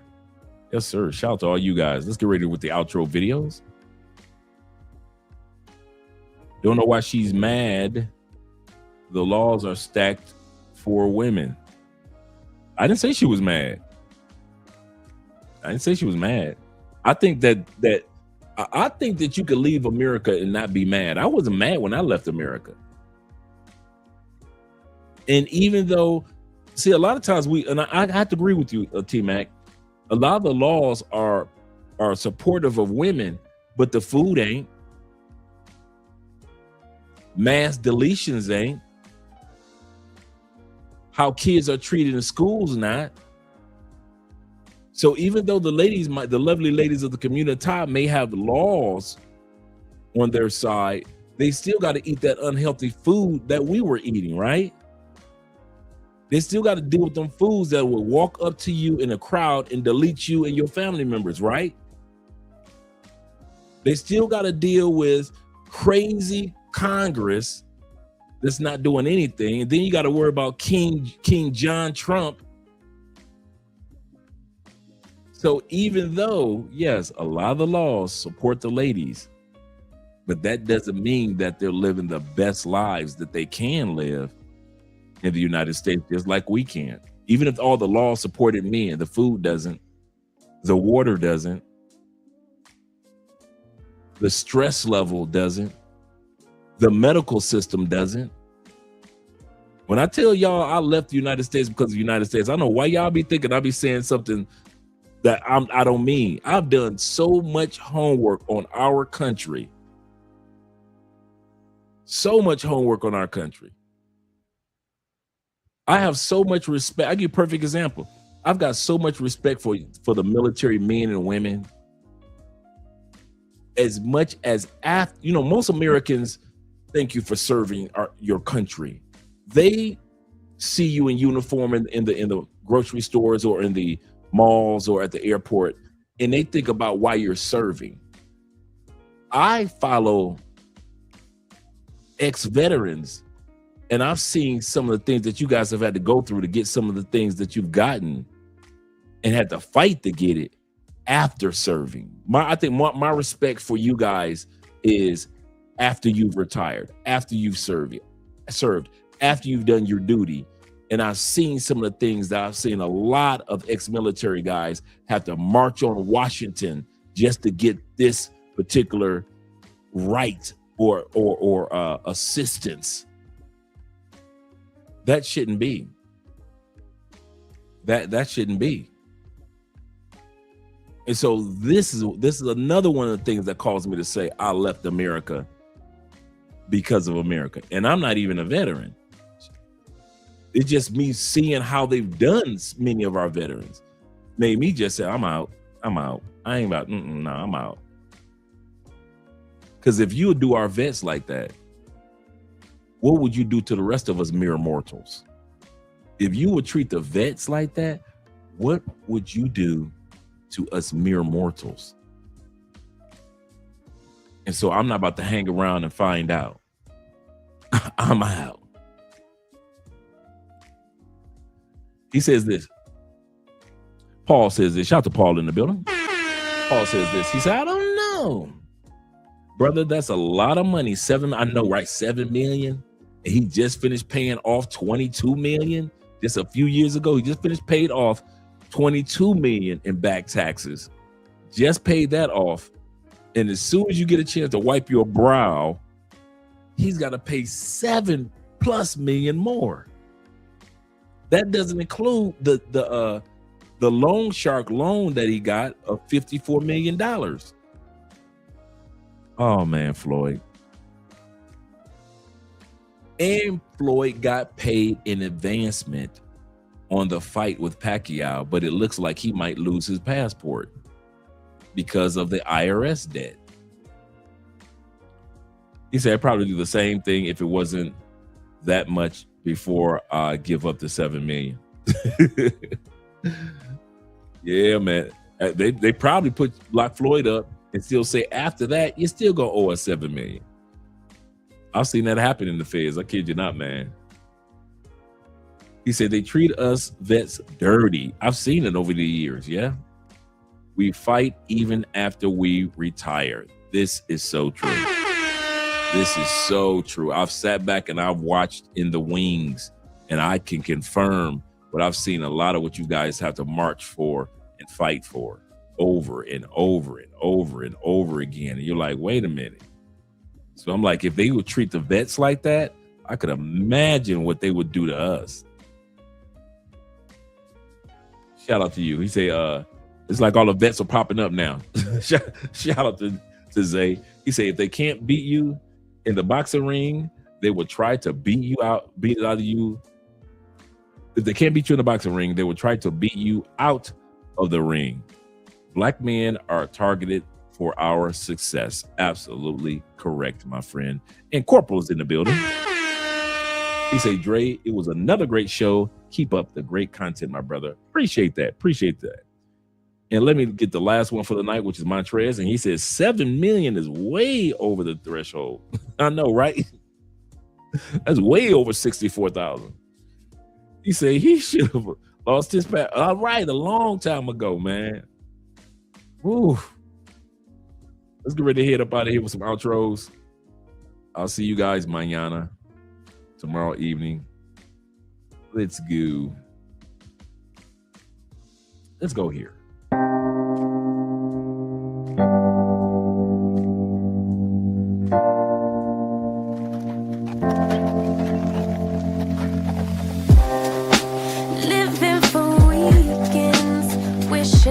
could take a break from this world. Running on a hamster wheel, but searching for something I can't feel. I just wanna be a lost girl and fly. Take a breath, feel my wings spread, levitate above the ground and make eye contact with clouds. Now I'm rising, I'm soaring above it all. I just wanna be free. Finally, I wanna be free. I wanna be free. I wanna be free.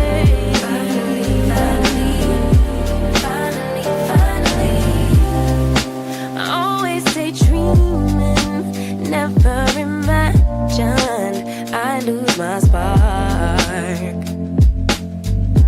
Living in this crazy time, putting back the pieces of my mind. I know how to